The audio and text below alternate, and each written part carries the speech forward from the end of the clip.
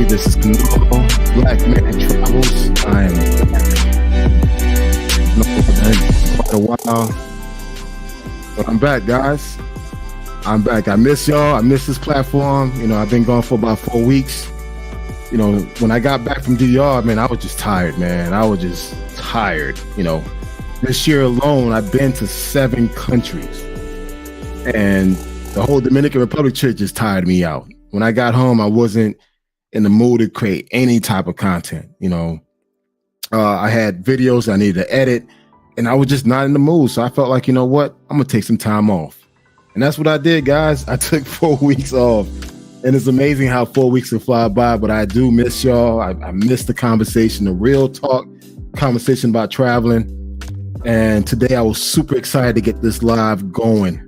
And I invited some very interesting guests, travel veterans that have been in the game for quite a while, been put in work, and they recently just got back from Spain. So they got some real hot conversation to really talk about Spain, their experience, the good, the bad, and the ugly. But this is open dialogue. So anyone who have experienced Spain in the past, this is your...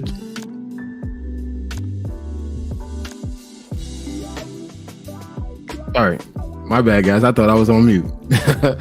Anyways, I just want to get the conversation going. So before we start, man, I want to just highlight a few things. Can you guys hear me loud and clear? Just let me know.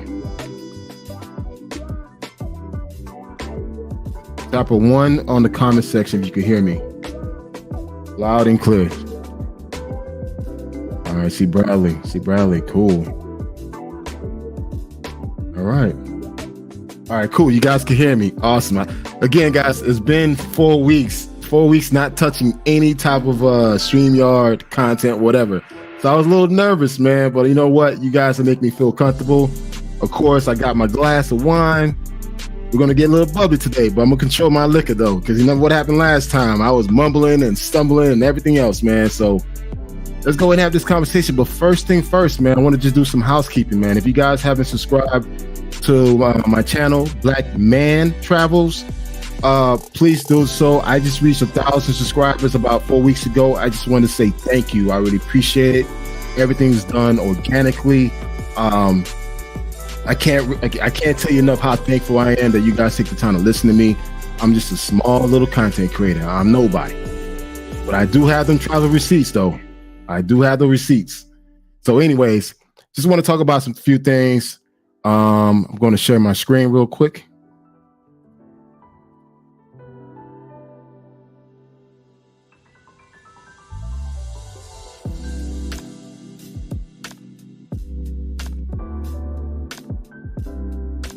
As I said before, if you haven't signed up for my Black Man Travel website, YouTube channel, make sure to check me out, guys. Look at this, upcoming live streams. I'm jam-packed. I came out of the door swinging for the fences.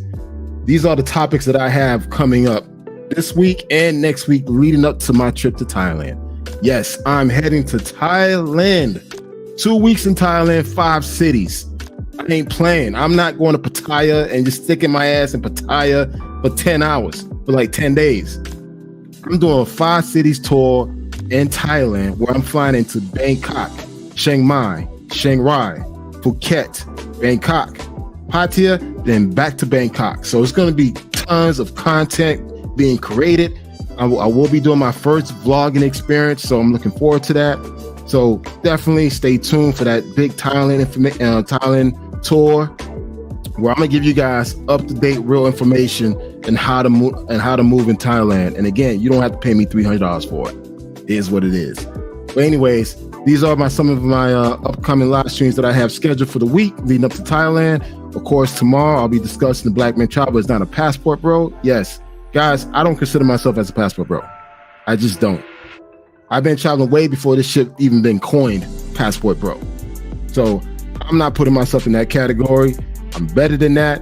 And also too, right now with the direction that this whole passport bro movement is going, it's not going in the right direction. So guess what? I got to distance myself from this and create my own brand with Black Man Travels.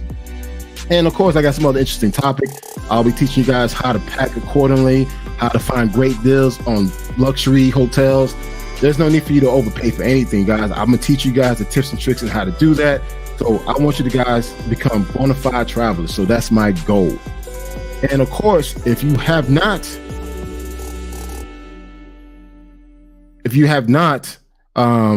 seen my website,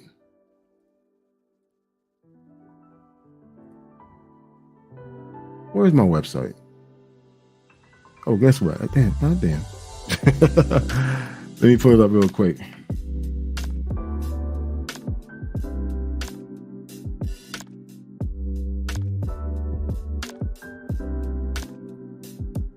Now, this is my website, Black Man Travels. Black Man Travels. Just in case it's not confused with the other one. I focus on being a digital nomad. I've been a digital nomad for almost 10 years. Worked remotely, on and off for the past 10 years. Want to talk about health and wellness. Us Black men, we need to get our health in order. It's important that a lot of us are dying too early. We're approaching that age where a lot of us, rest in peace to Kevin Samuels, are passing away unnecessarily, and we need to focus on our health. 2, I want to talk about our lifestyle, relationships. Some of you guys do desire establishing a relationship overseas. I could teach you how to do that and how to recognize the bullshit signs that most guys tend to overlook because the woman is gorgeous. So we tend to overlook a lot of the bullshit that these women go through to put you on. So this website has everything, man. Like I said, it's a lot of content-driven site where you could actually check out my YouTube channel. I do have a Facebook group and an Instagram page, but also, guys, I have a blog. I love to write. I'm also looking for writers. If you guys like to share some of your stories and you want to feature your blog on my site, trust me, I won't get credit for it. I'll make sure to recognize you. I'm not one of those content owners. Hey, if you decide to contribute to the website, I'll make sure you get credit for it. And I have a couple of writers right now, but I'm also looking for other writers. If you guys want to share your story through a blog, please let me know. We could definitely coordinate. But also, too, if you want to share some of your pictures, your videos, on the website as well, hey, I'm not greedy, man. All I want to do is just pass the torch to you. Because one day, I'm going to stop traveling. What better way to get the next generation of young Black men how to travel properly? And that's my objective. So with that being said, let's start the conversation. So, all right, man. Where's Bradley? I thought Bradley was on, but all right. Say that everybody can see me. Yeah. I'm about to put you guys on. All right, guys. Oh, by the way, some of you guys never seen my face before. This is me. This is me right here. This is Kanal. If you met me in person, I have a big personality. I like to smile, but also too, I like to have a good time and all about travel. This is my boy Bradley. Bradley, we did some wild things in Brazil. We did some wild things in Brazil, Bradley. Oh, hey, you had quite the time, man. You bringing back memories now. All right. So, hey, I just want to say thank you guys for taking the time to do this podcast interview. You guys just got back from Spain, where you guys did 2 cities, Madrid and Barcelona. So this is your chance to share your story. I got some video clips that I can share with the audience while you're speaking, and let us know. What's the latest issues, the good, the bad, the ugly, your experience overall. Keep it real, keep it authentic, and if anyone has something to say in the comments or join the chat. With that being said, man, let's you guys go ahead and introduce yourself. Let's start with AJ. All right, so I'm AJ. My travel journey started back in 2019. My very first country was Cuba, Havana. Did that for 5 days. It was a totally different experience, getting to step out the box a little bit, away from the US, away from the Matrix, see life outside. So once I got that little taste, I was gone. I did Cuba. And then, of course, I had to do the whole South America startup that the brothers do. DR, Colombia, Brazil, Mexico. So got to do that. Then I said, all right, we need to do something different. We gonna keep frequenting these places, going back. It's gonna happen. But let's try Europe one time. We all mutually agreed to try it. Spain was brought up. We didn't really get a whole lot of intel about Spain. It was just like kind of whispers here and there, like you should get out to Spain. But I never really heard nobody like really hype it up like that. Even when at times that we tried to ask about it, nobody could really give us a rundown. They either just be like, "Oh, you got to get out there," or they wouldn't really give us much details. So once we got out there, all I gotta say is kind of an eye-opening experience. All right. All right, next Q. Yeah, my name is Q, man. I started traveling like 2015. Been to Panama, Costa Rica, DR. Like so many times I lost count. I left DR, my second home. My first trip overseas was DR back in like 2015. I went there. It was a culture shock. I said, "Oh my God, the world is a beautiful place. Fuck America." And I've been to DR so many times. I've been to Panama twice, Costa Rica, Mexico.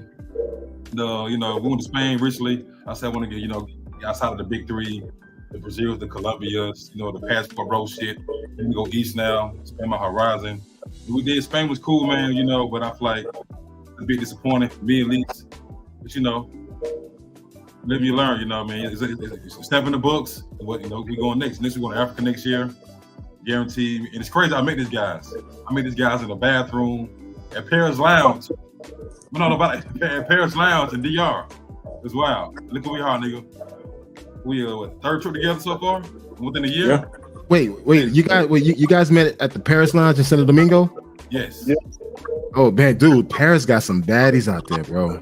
Tell us about it. They're bougie. They're bad. And you know what? Like the best place to be is by the bathroom. It is. Yeah, the lounge right there. That's why we all met. That's how we met.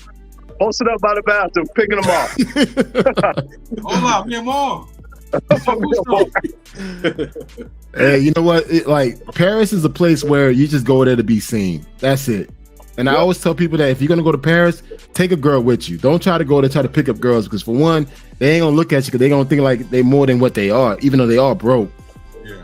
But it's just like they just there to be seen with their phone, doing all these selfies all day. That's it. They bougie as hell. Everybody gets the Instagram picture with the lips next to it at Paris. Yeah. I call them sad and bougie. Broke and bougie. Not bad and bougie, sad and bougie. Sad and bougie, baby. You broke, but you got a big head. Come on. Tranquilo, relax. All right. Bradley, what about you, man? All right, what's up, guys? You guys know me. I've been introduction. I started traveling. You know what? I started traveling during COVID, surprisingly, when the tickets were like dirt cheap. So, but I've been at this point, over 10 countries. I've been to Canada, Mexico, Dominican Republic, Colombia, Salvador, Costa Rica, Brazil, Spain. We just left Spain. Panama, and I'm You probably forgot Brazil, bro. Greece. Oh, I didn't forget Greece. I went to Greece recently. Yeah, went to Greece. So I'm over 10 stamps in now. So I'm on the vet level like you, Canelo. I'm trying to catch up to you, buddy. Brad. Got a long way to go now. Huh? Hey. We're not gonna count France. And I had a layover in Paris last time, so I don't know if that counts. But I was in Paris for a few hours. Okay.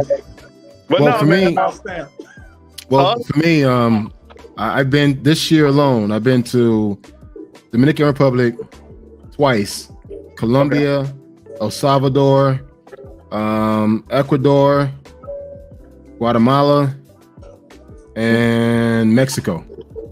And in 2 weeks, I'll be in Thailand. Wow. Yeah. 2 weeks in Thailand. I'm spending 2 weeks in Thailand where I'm going to do 5 cities in 2 weweeks. It's going to be a very extensive trip, man. Backpack, Ghana trip where I fly into Phuket, in Bangkok. Then from Bangkok, I fly to Chiang Mai to Chiang Rai, then Chiang Rai to Phuket, Phuket back to Bangkok, Bangkok to Pattaya, Pattaya back to Bangkok, and back home. Oh, it's Phuket. Wow. I thought it was not. Fuck it. Fuck it. You know what? Man, fuck it. Hey, man, look, I can't wait for this trip because this is all content, man. Now with the YouTube channel and everything else. So I can't just chill at the beach and just do nothing. I gotta keep on running around. So I'll be doing. So my goal is to attend the elephant sanctuary, the tiger sanctuary, where I'm basically giving the elephant a bath. I always wanted to do that. So I'll be swimming with the elephants and stuff like that. And of course, do a lot of the temples. And I'm gonna check out a couple of tribal villages. You ever see those pictures with the lady with the long necks with the rings? Yeah. They're actually in northern Thailand now, and I'm actually going to the village. That's So, Is it called the Long Neck Tribe? yeah, there's a name for it, but No bullshit on YouTube. It's a tribe. they probably call it, but they wear the braces around their neck to lower their shoulder down to make the neck a lot bigger. And there's a village outside of Chiang Mai, which is the northern part of Thailand. And while I'm up there, I'm gonna go to the further tip of Thailand to see the Golden Triangle. And that's where you see Laos and Burma, right? All interchange with Thailand. And all this is I'm doing this by myself, solo. So yeah, trip. Yeah, you know what? I'm kind of nervous, man, but at the same time, this is the best way to travel. Sometimes when you're a little nervous and you don't know the unknown, you don't know what to expect. I mean, it could be a bullshit trip. I don't know, but I won't know until I get there. Just like you guys. You guys went to Spain, you didn't know. So it was like, hey, I got something off my books. I agree. It was crazy. Like I said, I was on Discord, I was on FB groups. Everybody talking about Colombia, the big four, the Holy Trinity. Yeah. Big three, yeah. Nobody talking about Europe. Nobody talking about going to Africa and stuff. They're talking about just the Caribbean and South America. Yeah, absolutely. It's good to go outside the box. Well, hey, look at this. Big Mike said, a lot of you, man, keep going back to the same big three countries. I'm in Chile right now, and this place is hidden gem. And wow. Q, you kind of just said that. Yeah. Everybody's not moving around. They're not. Yeah. And that's what inspired us to go to Spain. We was like, we're tired of Brazil, Colombia, DR, the same old talk. Nobody branches out and does anything different. Same talk in the travel group. So we're like, let's switch it up. Try something different. So, I agree. We thought Europe would be a good look. Well, guys, I'm gonna ask you guys this question: why black men are afraid to walk away from the big three? Is it more of a comfort zone or the unknown? I feel like it's safe, it's comfortable, and I feel like they know what to get. They know it's easy. You know what I mean? And I feel like me personally, had to be cocky or toot my own horn, but I feel like I love challenges. I feel like Europe might be a challenge to some guys. You go there in the Caribbean, South America, women, me and more. Everybody first empty. Everybody dog sick. Everybody need food. Everybody phone broke. You know what I mean? So I get tired of that bullshit. Yeah. I echo his sentiments. Like literally, like for us black men, it's South America's right there. The ticket is cheap. You know what I'm saying? The women, they all show you love. The fight is short. Anywhere, and you're gonna get love. Short. Yeah, you know what I'm saying? So just book that little short Spirit flight, you good. But Europe, that's a whole different animal. You know what I'm saying? People want Europe to come up. Like, certain chicks that I've talked to, like that were in Brazil or Colombia, they either had friends or they themselves went to Europe in order for a better lifestyle. You know what I'm saying? For the status, to up the status quo or whatever. Yeah. So it definitely is a challenge, especially for us brothers getting out there, which a whole lot of us are not really getting out there like that. Yes. Yeah. I mean, Bradley, what do you think, Bradley? No, I'm gonna agree with what they say. You got it's cheap, it's easy flight, quick 2-hour flight. And it's just like, it's the popular thing to do right now. It's like, hey, have you been to, it's like a trend like right now. Have you been to Brazil? Have you been to Colombia, DR? That's the popular trend. Nobody's really branching out, trying new things, experiencing different things. Everybody's kind of doing the same old same. So it's comfortable. It's a safe bet. You know what you're getting there. But a lot of people don't like to branch out. And with the travel thing, I think that's probably why. Yeah, I totally agree because I went to El Salvador.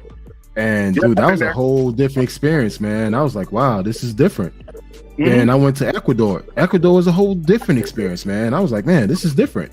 And it's just so easy for me to go to Brazil, DR, Colombia, because it's so easy. Because I know those countries very well. But guess what? I got tired of going there. Like I want to, we have a passport that give us the privilege to go anywhere in the world. Why limit yourself to the same 3 places? I agree. I want to see the world, Craig. The world, Craig. Not just Dominican Republic, the world, Craig. And don't get it twisted. don't get it twisted. DR, Brazil, Colombia, I've been there. I love those places. I'll go maybe once a year to one up, but it's like I don't need to go there 3 or 4 times a year. At that point, what am I getting from it? But I do like those places, so I don't mind visiting every once a year. It's good time, but you got to branch out, man. It's a lot of places to see. Doesn't make sense going to the same place 3 or 4 times in a year. I don't get it. Well, now this is a perfect segue to our conversation. Branch out to Spain, guys. How was Spain? Tell me your experience of Spain. Are the women that bad? Everything else? I mean, come on, let's have this conversation. Yes, the women are bad. I'll give it to them. They are gorgeous out there. You know what I'm saying? They got the look. I know it's a real sexy, like conservative look out there. Like you might see a lot of women in business attire wearing glasses, but they got the fatty on them. And, they're trying to smuggle it, but it's obvious. It's just like bam, it's out there. But the whole thing with us was, I'm looking at Spain like, you know what? Beautiful city, beautiful women. The photo ops are there. If you want to go there for the touristy stuff, to take pictures, to post on your social media, I mean, it's cool. But if you go in there to like try to party, get with the locals, and you know what I'm saying, like really get it in, like I say at least for us, it was a bit of a challenge. Q? I'll say that. Like you said, bro. Beautiful city. Women are fine. They're in shape. I was in Europe. I seen that one BBL. I was in awe. So, oh my God. I seen fake ass in the whole week. I'm outside of the matrix. America, the home. ATL, where I'm from Atlanta. It's the home of the BBL. Right. And I lashes and shit like, Daddy, it bad as but I feel like, I work out, I take care of myself, you know what I mean, try to, give what I get, what I expect to receive. And the reception there for me, it wasn't there. All the locals, like the homegrown Spaniards, they won't fuck with me at all. Like, damn, the Africans, the Latinos, showed us love. People who live there, who wasn't from there, were more receptive, there's more endearing, more, more embracing towards us, towards brothers. Okay. We got more love for the Pakistanians that was over there. Pakistanians, everybody, Middle Easterns, but Spaniards, I hate to say this, don't cancel me like Kyrie Irving and Kanye West. Spain are like white people who speak Spanish. I call them Spanish crackers. Oh my gosh.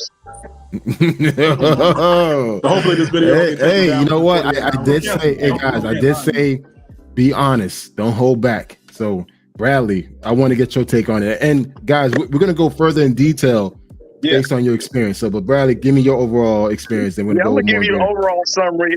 We're going to go in detail, obviously. Let me start off by saying, if you're looking for beautiful women, they have some beautiful women in Spain. I will, as much as I didn't have the best time there, I can't take it from them. The women are gorgeous. And like AJ said, it's weird because they wear like baggy clothes out there. Like they have the most baggiest jeans on and they look real geeky and nerdy. But then you see her walk by, you're like, damn, she got a ginormous ass. Like it's just crazy. And no BBLs, it's all real. Like they're in shape. Everybody's slim there.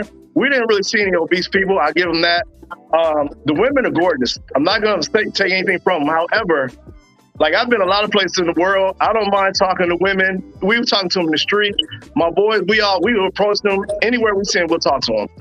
In Spain, they're not really receptive, man. And when we started digging deeper, I talked to a few people. They got some underlying racist issues going on out there where black people, from my experience, we're treated like second-class citizens. And it's kind of like it's really, I'm gonna do my best when we talk about it further, like to detail it, but it's like really hard to put in words. You have to just be there to sense it, man. It's really hard. And also, man, the women they're a little entitled, man. We talked to some guys out there. They got some entitlement things going on out there too. So all in all, but the food was pretty good. You get to, like he said, you get the perfect IG pictures. You know what I'm saying? You get that. But if you go in there to mess with the locals, kick it, vibe out, we got love from foreigners from other countries, but we didn't get the local Spaniards. They're not very receptive to black men. Yeah, we got to talk to American sister out there showing us more love than anybody. Yeah. Well, you know what, guys? I hear a lot from other travelers saying, "Hey, go anywhere. Black man could go anywhere and he'll get love." Is that true? For Spain, no. No. No. Not true. Like I said, bro, like I say, proud of looking good, feeling good. You know what I mean? being attractive, you know. I want a bitch to want me. Even if I'm paying to play, I want a bitch to want me. I don't want her bring out a tuba lube. I'm like, oh my God, you already wet. I want her to actually like me. Oh my God, I'm trash. Oh, Yeah. You don't like me. You like my money. But you know what, guys? But here's the thing. Here's the thing, right? There's a growing false narrative where it's being promoted all across the Passport Bro communities. You know, this whole movement saying that black man, just go anywhere you go, they're gonna love you, they're gonna accept you for who you are. And I'm like, no, that's not true. I mean, if Oprah Whitney could get, you know, discriminated in France, Oprah, what makes you think you're gonna get a lot of love from the locals, depending where you go? Now, there's some people who'll be down to fuck with you, but not everyone's gonna accept you. So I wanted to get your take on Spain, and we're gonna go more in greater details. Like, what was your first perception in going to Spain before you experienced what you experienced? To me, to be honest, going to Spain, I'm not gonna lie, I was a little ignorant in this aspect. I thought it would kind of be the same reception when it came to the type of love we would get as brothers out there. Like, oh, we got AJ, when you say the same as what? Like what, Colombia and DR type? Yeah, like Colombia, DR, like, you know, the unholy trinity, the same thing. But we got out there and it's just like, okay, I look you in the face, I say hola, you know what I'm saying? I know my Spanish is not the best, but there's something called common decency where I can look you in the face and you at least say hola back.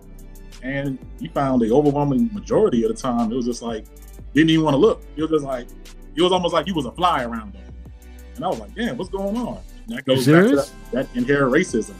You know, and you got to understand, a lot of these countries, they don't differentiate Black American and African. From Africans. And what we understand, like, just from observation, like Brad said, they treat Africans over there as second-class citizens. It's like, you don't even see an African dude with a Spanish baddie. No joke. All three of us walked around, for 6, 7, almost a week. We did not see one African dude with a baddie. And that's not an exaggeration. Thanks. But no, tell me the time was in the club, and Brad was talking right. We seen the black in the club. I think it was African, bro. I swear to God, bro. I saw my guy. What is that? A gargoyle? It was in the club. It was in the club. With a statue. Damn. They get no love. There's statues in the club. Everybody having a good time dancing and partying. The cha-cha, bachata, you know what I mean? You know, playing all kind of music down. I'm like, damn, I be losing, bro. Yeah. Like it was legit 3 black dudes just standing up against a wall. And they're like, who are they with? Are they with it? Is that security? Like, no. He's a wall ornament. He's an artist, I guess. Who is that? Funny, man. But no, to echo what they're saying, man, I talked to a few people out there. I talked to this one cool African chick I vibe with out there. She told me straight up, she was like, it's racist out here. Like, if you talk to the people, they will tell you it's racist out here. I'm like, well, why y'all here? Well, it's racist here. We don't get the best treatment, but it's better than my country in Africa. She's from Zimbabwe. So she's like, yeah, it's a little messed up here how they treat us, but I got economic opportunities here. So that's why I'm here. You know what I mean? Well, we walked around town and I said, yo, let's see, y'all. Cause I'm like, you know, I said, the black men that we saw, none of them had a Spanish baddie. They're a little economically disadvantaged out there. They weren't doing that well, man. It's like, if you're black there, they don't distinguish the difference between Black American and Black African. Right. They assume we're all Africans, and they just don't really mess with them like that. You're like second-class citizens. And another thing, I saw a comment. They are very rude in Spain. That threw me off, man. They are rude, man. They do not have the welcomeness that I thought. Like, you know, waiters be like, you know, they don't want to serve you, or they'll send you another waiter. We had taxi guys drive off on us. People don't say hello to you. It's very rude in Spain. I will say that. I saw a comment that said that, and I would definitely right here. Yeah, there it is. Yeah, that is 100% fact. Even when you're paying money, you're expecting service. The service, it was just wasn't there, man. I was like, why are people so rude? Like, you know what I mean? So I will agree with that.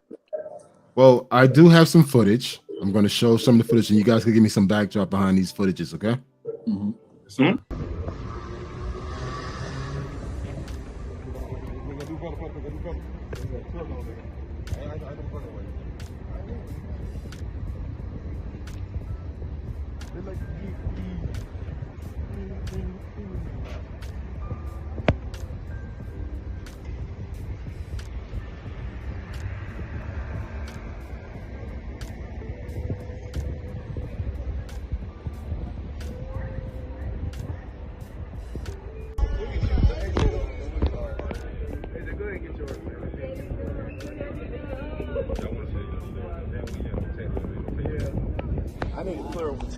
everything. That tour was pretty dope. Yeah. You know what, hey guys, because I was playing the video, I couldn't hear you. So the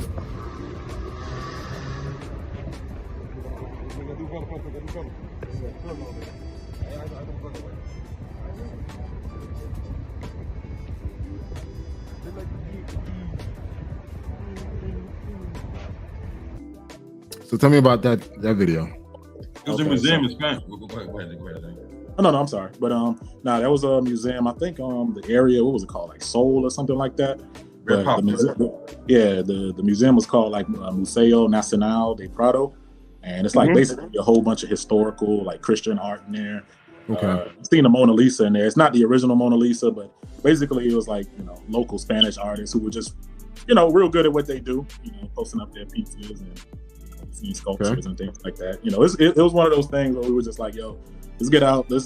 We got to make sure we do the touristy stuff, man. At least say we did it, So that was one. The second clip, of course, was the famous.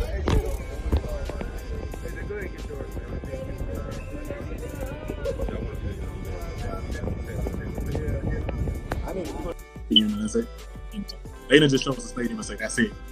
Literally from top to bottom, we got to see like aerial view. We got to see the trophy cases, the Wall of Fame. We got to see what you call it, the press room, locker room, nice. Where they do sports therapy at. Like it was very thorough. I enjoyed that.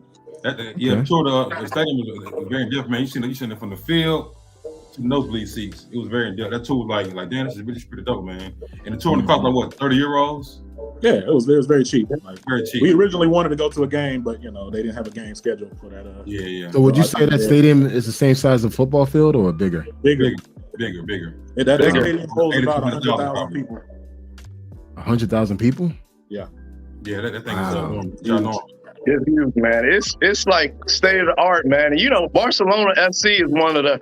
I'm not the biggest soccer guy, but they're like the one of the most biggest teams in the world, man. People love them, man. And that stadium, they let you get complete 100% access. You can go to the locker room. You see where they do the interviews at. You see where the coaches can draw up the plays. In the locker room, you can sit in any seat you want. Field view. It was amazing, man. If you go to Barcelona, that's a must. Absolutely amazing, man. I give it to him. Yeah. I'm gonna show the next clip.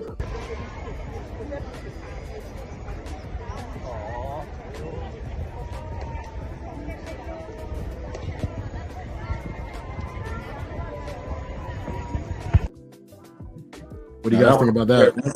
That's even more amazing in person. That's Sagrada de Familia. It's basically like a 100-year project on a church they're working on in Barcelona. You say 200 years? 100. Is it 200 or 100? It's over 100 years. Over 100 years. Over 100 years, and they're still working. They're still working on it. Yeah, they got a whole Netflix documentary about it. But I wish you could see it in person. It's amazing. Beautiful. And the more you look at it, the more you see the little detail in there. They got like little, little sculptures everywhere, and it's even more beautiful at night. So you got a shot of it at night too. Yeah. Okay. I got another clip. That two sides, like an older side and the newer side, like damn, this is amazing. And then a guy died doing the project, like his whole life was dedicated, building that church up. He died building that church. So it's very historical. You know what I mean? But, back to behind the church is it's very phenomenal. I'll say that much. Okay, so I'm gonna show the next clip. No matter if you're dancing, you're looking more than a dancer,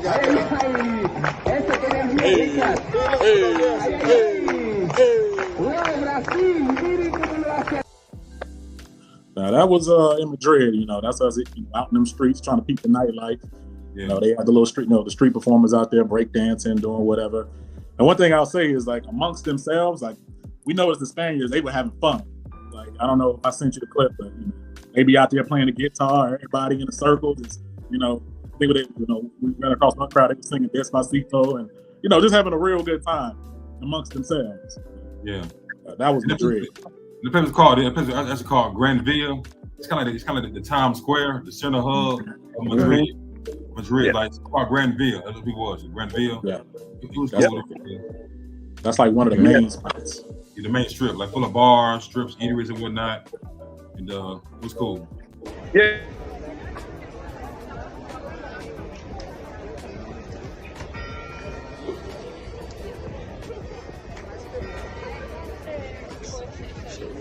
on?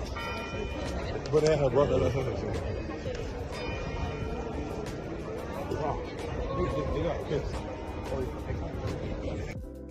Hey, AJ, you moving the camera too fast, man. I noticed that. I think I was trying to. One job. I will say this. I think the reason I was moving so fast by that time, I think we was getting a little disgruntled. I was just like, man, let me just get a little footage and get the hell up out of here. Because I think disgruntled about what? Like, we ain't really getting no love out here. So let me just. Are you seriously? Nighttime footage. I mean, okay, all right. Hey guys, let's talk about that a little bit more. You guys didn't get no love. Like, what was the reception? It was just like, yo, they wasn't impressed that you were American, or I mean, what was the issue? Well, the frustrating thing was the only people that would like approach us, with the love, were the ones that were trying to hustle us. You know what I'm saying? Like my friend. It's like, yo, I'm going around, I'm speaking to everybody, like they looking off. And the only person running up to me is somebody who's trying to get me into a club to sleep with some pro for way too much. So it's just like, we got to a point where we're like, yo, we got three dudes, pretty good code of conduct. We not out here acting a fool. We're well dressed, we smell good, we talking good, and just like we wasn't getting that energy. And you know what the thing is? I look at three of you guys. You guys be in the gym. I know Bradley always doing squats. Oh yeah, I love that.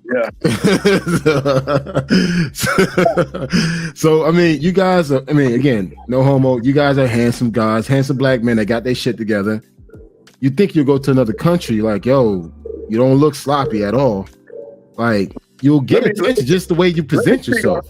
Let me speak on it real quick. Okay, so I'll say, like, I got some love, but the love we got, it was from, like, for instance, the love I got was from people that were from other places. Like the Africans, they loved us. People from England, they loved us. Like, you get love, but a local Spaniard, they do not. I'm telling you, man. And we talked to a lot of women. We were out and about. And we talked to this one girl, she kind of broke it down. There's a certain look in Europe that they like, and it's not a black male look. It's like I know that blonde hair, blue eyes type of guy. Skinny. Or maybe the Rico Suave Spanish cat. Yeah. So like, black men is not the ideal look in Spain, man. They just like, it's just not like, they just don't, I don't know, bro. They're not really into black men like that. And it's crazy. Like, go ahead. No, go ahead. You good. I have a side story. We're in Madrid and Barcelona. I saw the club Jamboree. Mm-hmm. I have on a silk shirt made by Camilla. Shirt. Jamboree. And I was, you know what? I'm a Euro. I'm a Euro. I was Euro in Europe because I was like, I'm not in a third country. I was Euro. I had on diamonds and shit. I'm shining. I got a silk shirt and shit. You know what I mean? I was coming to my club. I had on Yeezys at the time. I had on Yeezys. So, oh my God, shoes are so ugly. He said, the shirt is nice. I said in the video, the shirt is nice, but you were handsome. Be careful, you might get robbed. And I think she wanted to rob me. It was kind of like, she complimented me, insulted me. Is she trying to rob me? She wanted to rob me. I was like, damn, they say the shoes are ugly. I said, so are you. I'm not ugly, baby. I'm not ugly. I'm beautiful. Look at me. Turn around, do the whole twerk for me. This bitch is weird. Yeah, I didn't know what that introduction was. I didn't know if she was like, y'all put in my pocket. Let's go, y'all. I'm finna buy a knife. Yeah, I didn't know if she was trying to flirt with you or if she was trying to set you up. It was weird. It was just weird. Her approach was weird. Yeah, like the thing is, in Barcelona, like Madrid is more like all local Spanish. Barcelona, we got a little more love there because there are people from all over the world that come to Barcelona, mainly all over Europe.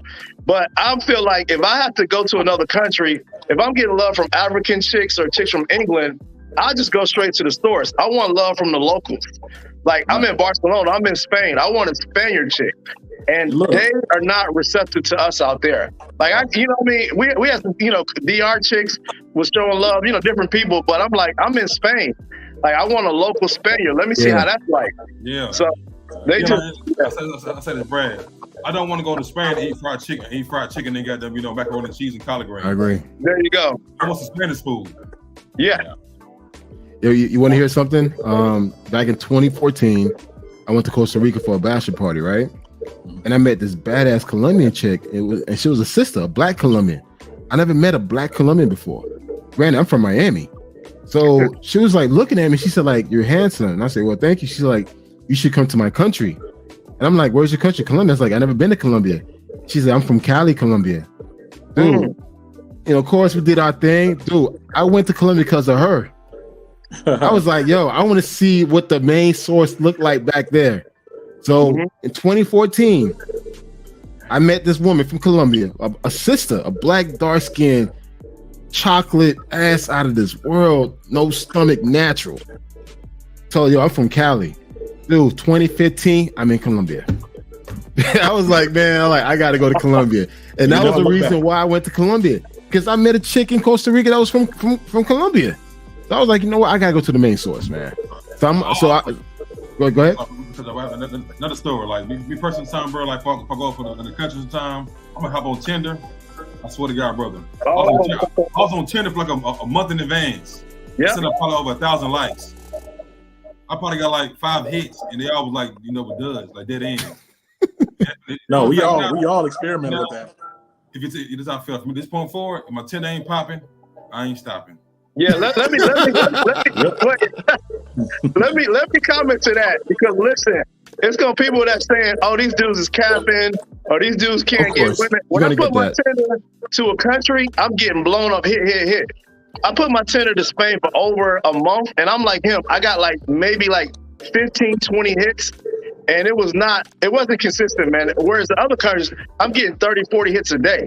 So that let me know Spain. I'm telling you, if anybody questions what we're saying, put your Tinder to Spain, and you will notice you're not going to get the same attention, man. And one thing, guys, one thing I could speak on, Bradley and AJ, I travel with these two guys, and I seen Bradley pull some baddie girls in Brazil, just walking on the street.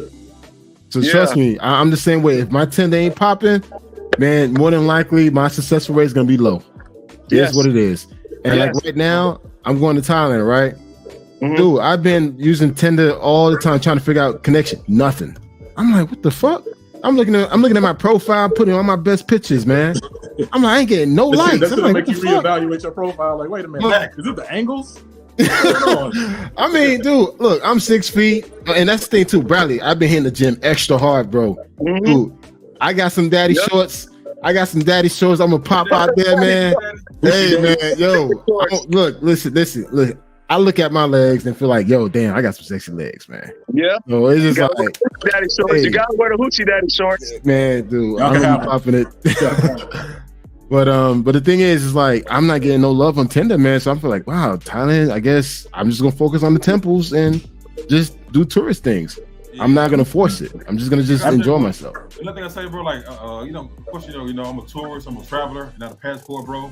You know what I mean? So, I do want to see the culture, land, experience, the whole different vibe. But, like I say, we travel out, bro. We tour by day, we go by night. You know what I mean? Hey, you know what? We'll put a cherry on top. Yeah. So over there, with no cherry, I put a rock on top, like, for good. No, over there, I put a pillow on top. Go to sleep, nigga. Go to sleep.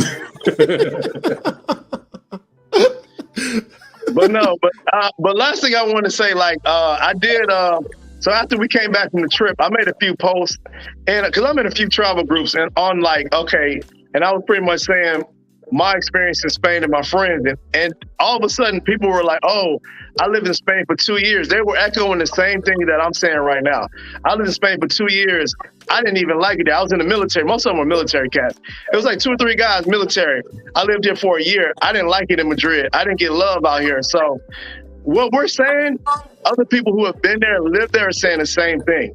They're not showing. Now, if you spend money in Spain, if you spend money anywhere in the world, you're going to get women. I'm saying just getting a woman off genuine interest, you're not going to get that in Spain. Of course, you spend the money, you're going to get them.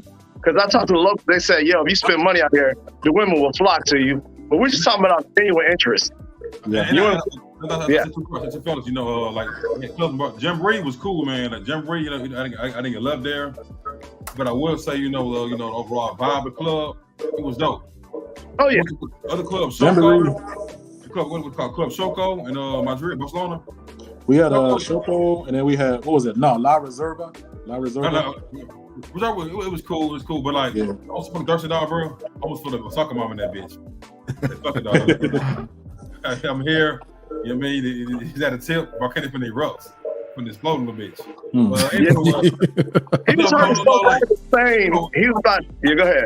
Same thing, bro. Like, bro, it was Jamboree was cool. I played the overall atmosphere. They played Spanish music, hip hop. They played, all the way up, all kind of music. But it was in Shoko. This shit remind me of club. I've been in LA. I've been all over USA, all in the country in the USA pretty much. It's like Hollywood. I feel like I don't buy bottles to break bills in my own country. What I'm doing here by section, by VIP. That ain't me. That's how I move. Yeah. Hey, you remember? Bottles. Hey, Q. I don't mean to cut you off. Man. Go ahead. I don't mean to cut you off when it comes to Shoko, but I know me and Brad, when we were standing in the club, we noticed something. He's like, all the girls, they beautiful, but they just kind of standing around. They ain't going to the bar getting no drink. So we starting to peep game. They like, oh, they waiting on us to come approach them so we could offer them a drink. They would just kind of be like, just kind of bullshitting, like having a little conversation or whatever, not holding nothing. Then they would kind of start toward the bar, still not be holding nothing. It's like, look, listen. Well, AJ, speaking of that, did you guys try to do any cold approach at the bar or at the club, at the lounge? Like, hey, just go up and just try to talk to them? Yes. What happened? Yes. So I will say that we did get some conversation, and then even in some cases some numbers, but then afterwards it's kind of like a nothing burger. Just like it's just kind of bullshitting. Yeah. And the thing with Europe, it was usually from the foreigners. Again, there's like I met some Colombians, some Venezuelans, and they would give me the number, and they're just like afterwards, just kind of they would just fall off, and it's like, well, there's that because we got to go to Barcelona tomorrow, so we, So guys, so Spain really have people from all over like Latin America there. Yeah, Latinos, Pakistanians, Dominicans. They got Dominicans. Yeah. You guys bump into the Dominicans? I mean, you guys didn't try to holler with them or nothing? We did, but they was already they had prior obligations. Okay. Or they'll be like, let's see what's happening tomorrow, but we got a flight tomorrow. We can't. Yeah. I'm here for a good time, not a long time. Yeah, I agree, man. It's we got love from the foreigners though, but we local Spaniards, I don't even think we pulled a local Spaniard the whole trip, did we? And we talked, no exaggeration, we probably talked to over 100 women between the three of us, bro. We was, hey, maybe even more than that. Hey, what's up? Hey, how's it going? And we all make jokes. My boy Q, he's more charismatic. We all got our different approach methods. Yeah. And AJ got his method. I got my method. Nobody's method was getting through, bro. And then we realized that it's just not in the brothers, not in the black men like that. I agree. It doesn't matter. Yeah. And I say this, man. But we all have different approaches. We all approach women differently. I get more love in Atlanta than I do bitches. Oh yeah, I did in Spain. You know what I mean? Oh yeah, facts. Like women love my own city. You know what I mean? I'm trying to go outside of Michigan. Like, I'm the bitches here. I'm jaded. So right now, I'm kind of like damaged goods. Mm-hmm. You know what, bro? You want to do a Lego? Okay. I don't want you. You know what? In all of my travels, no matter what country I've been to, no matter who I travel with, we are always sad and depressed when it's time to leave. This was the only time where we literally had our suitcases out the door on the last day. And like, I don't even think nobody went to sleep. Like all our alarms went off. We was just, all right, let's go, nigga. We just grabbed that stuff and just Uber already there. As you know the song, like, damn, I'm coming home to a place where I belong. I had to sit blast in my AirPods. I'm coming home, baby. Get me the fuck out of here. Oh my God! And another thing, we all speak mediocre Spanish. So people like, oh, y'all don't speak. We know how to speak Spanish to have conversations with women. So we were speaking in Spanish too. I studied this shit hard. Like my goal this year, Spanish bilingual this year.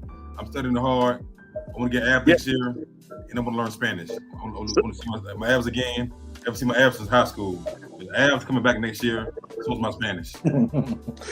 But also, shout out Roller Tape, man. I follow his page. I fuck with dude. Roller Tape, shout out, brother. Yeah, actually, I wanted to comment on Roller Tape. Roller Tape, yeah, there's Thai friendly. But again, I try that too. I'm not getting no connection. So I say, you know what? Hey, I guess when I get there, dude, like I said, I'm solid. I ain't worrying about it. It's like, let me just show up, do my thing, and enjoy myself.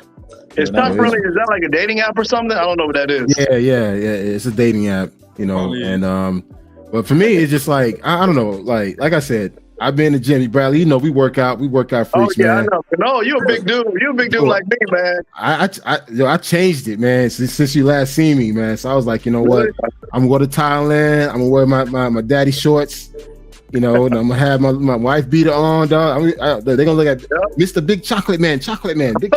It's like, yeah, BBC. Oh my God, Moreno Bonito. But you know, I'm looking forward to it, man. It's like really like I'm focusing on all the culture activities, like similar to what you guys did, doing all the sightseeing and everything else. So my day's gonna be so jam packed that at nighttime I'll probably be tired. You know, I'll probably be tired because my whole day's full with tons of activities. So that's my goal. But yeah. Real quick, what dates are you going, man? Oh, I'm leaving on November 18th. November 18th. Okay. I get there on November 20th, and from the 20th to December 7th. Heads up, heads up. You know, in April, we're going to Kenya, Nairobi for Brad's birthday. You want to come? Let us know. Hey, April's my birthday too, man. April 18th, Aries. Hey, we can make that happen though. We'll be there on the 18th. We'll be in Kenya on the 18th though. Hey, Ken. I'm the 3rd though. I got nothing. I gotta blame these two, especially Brad. We cut our tenders on for Kenya, man, and it ain't stopped, man. And when it ain't stopped, I'm talking. No, I got like 100 likes in 2 days on Tinder, and they were beautiful, man. Beautiful chocolate women in Kenya, man. Bro, let me tell you this. Last year I was supposed to go to Rwanda, Uganda, Kenya, and Tanzania. Bro, I put my tender on all 4 countries, right? Rwanda, dude, I was seeing supermodels. They were hitting me so hard. I'm like, whoa. Yeah. And they were saying like, man, you a beautiful black man. It's like, wow, where you from? And they all thought I was like Nigerian or from Senegal. I'm like, no, I'm from Miami. I'm like, Miami? He's like, wow. I was like, okay. Medica. Yeah. Yeah. But yeah, man. So let's show some more of the footage, man. This is a great conversation. Anyway, what are you guys drinking anyway? Because I'm drinking some port wine right now, man. Dessert wine. I'm drinking Tanqueray gin. Oh, red wine. I'm lightweight. Red wine. I'm lightweight. Boo. Right now, I'm with some reposado tequila by the brand called Siempre, my favorite. Okay. Drinking out of my famous cup. Look at this cup. Look at this cup. Zoom in on. Look at this cup, man. Yeah, I see his cup. This guy. Hold on. Let's see if I can. Booty clapper sounds.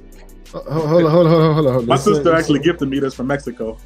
Show that cup again. Show that cup again, AJ. Oh my God. The booty clapping sound, huh? No. My favorite cup. See that cup? That cup got a BBL. Nope. This cup is all natural. BBL on the cup. This is all tacos, burritos, got the tamales.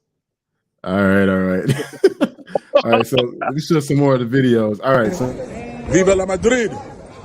Viva la Madrid. See? Viva la Madrid. Viva la Madrid. Fiesta toda noche. what do you guys? So tell me about that. That's just us kicking it. I mean, one thing I can say is, as much negative feedback as we're getting right now, at the end of the day, I think we more so enjoyed each other more than anything. Like it was just kicking it with the fellas and bonding and cracking jokes. Yeah. Like that was fun. You know what I'm saying? So, we pretty much made lemonade out of lemons. No. We made fruit punch out of lemons. No, pretty much. Right. We squeeze water from a rock. Also, I know I had to be wrestling fellas, be rated R fellas, but even the pro zone, Gran Villa, Casa de Campo, Basuda, I couldn't even buy a bitch. That's how bad it was. No, he's right because let's say you just say fuck it, I'm gonna go get me a pro.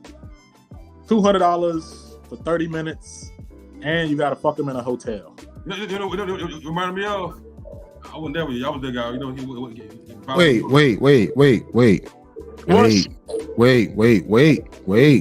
Wait. Did I hear paper play 200? Yes, like I swear to God, bro. Fuck out of here, man. Fuck out of here, bro. It's like Tijuana. I say, we know though. My bro, we had a fucking yacht, a boathouse at a marina docks. Play as fuck. It's like we had a yacht, baby. Come to the yacht. We want to party. You know what I mean? Fiesta, come in. Oh man, look the comment. I'm sorry, the comment. Look at this comment. Big Mike says Spain is the only country where I actually shortened my trip. It's not just us. Real nigga. I like Big You Mike. real, that's real talk, bro. It's not just us, bro. Mike's speaking the gospel. Big Mike was Come on, Right. like, this is one of the- go ahead. Big Mike preaching. This is one of the first trips that I've been on that was actually ready to go back home. I was like, I want my trip to be over with. Like, it was that bad in Spain. Like, it was that bad. As far as dealing with women, I mean, it's a beautiful country, but you have to know your expectations when you go to Spain. You go there for the food, you go there for the sightseeing. They have beautiful women, but I compare it to I tell them it's like going to a strip club. You can look, but you're gonna be teased the whole time you're there because of women. I compare it to looking at IG. No. I said it about brother. I want to say strip club. You know what I say? A museum. You can look. Okay. Strip club. You know, grab a titty, grab ass cheek. No. Spain, you look nigga like, oh, look at that picture. Right. Oh, look at that. It's like IG basically. You going down Yes, there, you scrolling your IG timeline, baddie after baddie. But Well, all right, guys. Hey, guys. All right, I'm gonna ask you guys this. Knowing the fact that Spain is a multiracial country where multiple people from different countries, have you guys thought about going to any of the African clubs or like where the Dominican go? Like, did you guys try to do your research beforehand to figure out like where the hotspots are? We did. The hip hop club, our music, we tried that shit and it was all a hit. Like I said, like Jamboree, dope club, raising vibes before, going home trying to bag a chicken tonight. It was a dead end zone. Dead end. It was a cul-de-sac.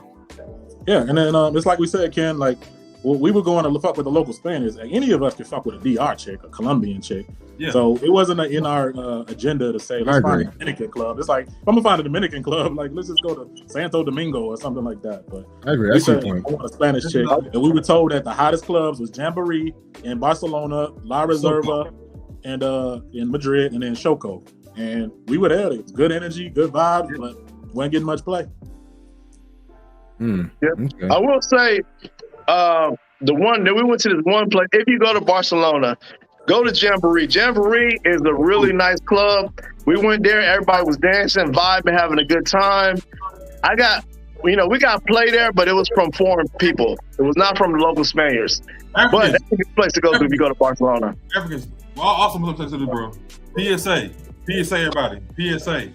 You tried the paella? It was basuda. I'd rather have arroz con pollo. Hey, you think from an African perspective. Paella, I'd rather have jollof rice. You gotta tell them what paella is. They don't know what paella is. Rice, what kind of meat? It's paella? Paella is basically Spanish jollof. The rice and whatever meat. Whatever meat. And it's typically with chicken. It's typically chicken. And it's overpriced as fuck. Yeah. AJ not Spanish, European, unseasoned. Well, I mean, it's pretty much arroz con pollo. If you guys have arroz con pollo, chicken and rice. Yeah, there you go. That's You're what it right is. there. Fact. I had an Airbnb by Dominican. That was arroz con Delicioso basuda. Dominican. Hey, I see my boy Tobias the Traveler. I'm fluent in Spanish. Hey, guys, I don't recommend a lot of YouTubers too often, but one YouTuber I recommend you guys check out is Tobias the Traveler. I think This guy, this guy provides some. He creates some great content, man, and like from digital nomad, like trying to find a career working remotely, making big bank, six figures plus, traveling Europe. That's Tobias the Traveler. So, guys, if you want to look for a true traveler, a veteran in the game, 40 plus countries, he's been more places than me. Wow. And speaks Spanish. And hey guys, check out Tobias the Traveler, man. He's the real deal. Is that the name of his channel? Is that his channel name? It's Tobias the Traveler. Tobias, man. New sub, brother. I just subbed. Check him out. I'm a sub too. Yeah, check him out and roll the tape, man. Definitely, he's another traveler, man. I've known Roll the Tape on these WhatsApp groups, so he's been doing his thing. You guys looking for some real good information? Hit him up. He keeps it real. Roll the Tape. Where you from anyway, man? You sound country, man. I always wonder, like, where are you from? Roll the Tape. I know him, and Roll the Tape. You know what I mean? Already told to him. He's from the South, man. So like, I always been curious, like, where he's from, man. But Roll the Tape, he provides some great content as well. He does a lot of live stream, man. So you guys check him out as well. And also too, Roland the Traveler. I mean, he's another YouTuber, man. You guys want to check him out. He provides some real great content, very insightful, in the know, a veteran in the game. Good insight right there. Again, guys, I'm not a big follower with a lot of traveling YouTubers because a lot of them don't have receipts. But the guys that I mentioned have receipts, so make sure you check them out. And one thing, Ken, I want to say too is, some might look at our experience and be like, well, what did you brothers really do? Did y'all really try and all this, that, and the third? But one thing I would ask and I would challenge, the brothers saying that is, show me how to win, and don't just tell me you did something. Like, show me your receipts. Like you said, I want to see receipts. I want to see pictures, and I also want you to lay the blueprint. Like, tell me what I need to do, how I need to move and shake to get the result I want to get. If you truly want to see your brother win. But you know what it is? Let me say one thing. I want to see, because we made a few posts and some people were saying, "Oh, nah." Like, I want to see. Tell me how you were winning, because I've been a lot of countries, so I know women. I've been a lot of spots, but without leading with money, because anybody can pull a woman leading with money. We're talking about genuine interest, man. I did not want to lead with money. Like, we all have money. I don't like to lead with that. Like, so some people are saying they were getting women in Spain, but they were leading with money. You can get that anywhere in the world. Show me if you were getting women with genuine interest, that they were into you as a black man, as you as a person. So like, that's the thing. I just want to see that, because you over there dropping 10, 15,000. Of course you're gonna get some love. Yeah. You know what it is? And again, I want to chime in on that. You have a lot of guys out here just promoting a very false narrative where just show up. They're gonna like it for who you are. Granted, you could be 300 pounds, 500 pounds with no sense of fashion, whatever. They're gonna love you. And I'm like, no, that's not how it is, man. They still want to be attracted to you. They still want you to know the language, know the culture, how to dance, how to, looking good, smelling good. Those are factors that they still play as a role in their country. Right. But there's a narrative where get your passport and just show up. No. Show up and do what? Do what exactly? No. You still have to have a code of conduct. I mean, you can't just show up butt naked with a bandana on and expect to get all this love. Like, no. Like, we even said before the trip, like, we got together, we would have conference calls like, yo, when we go to Spain, y'all, we got to come with it. Like, we got to make sure we well dressed, we smell good. Let's work on our Spanish. Like, we were making sure that, at least individually, we was on point. Let me tell you. One time last year on my vlog, Mr. Stool, bro, a friend of mine, producer. I mean, like, I don't know. He's rich, but he's fat, sloppy as fuck. I swear to God, we went there. Every whole came in the building, wanted to fuck with me. I'm tall, I'm handsome, I'm fashionable. I feel like, bro, fuck all that jewelry. Like you go in the bedroom, all that designer come off, all that jewelry come off. So, oh my God, I'm disgusted. You know what I mean? And I feel like, me personally, I take pride in being desirable to a bitch. I hate lewd pussy. I want to say, oh my God, baby, man, more. What's wrong, baby? You broke a leak.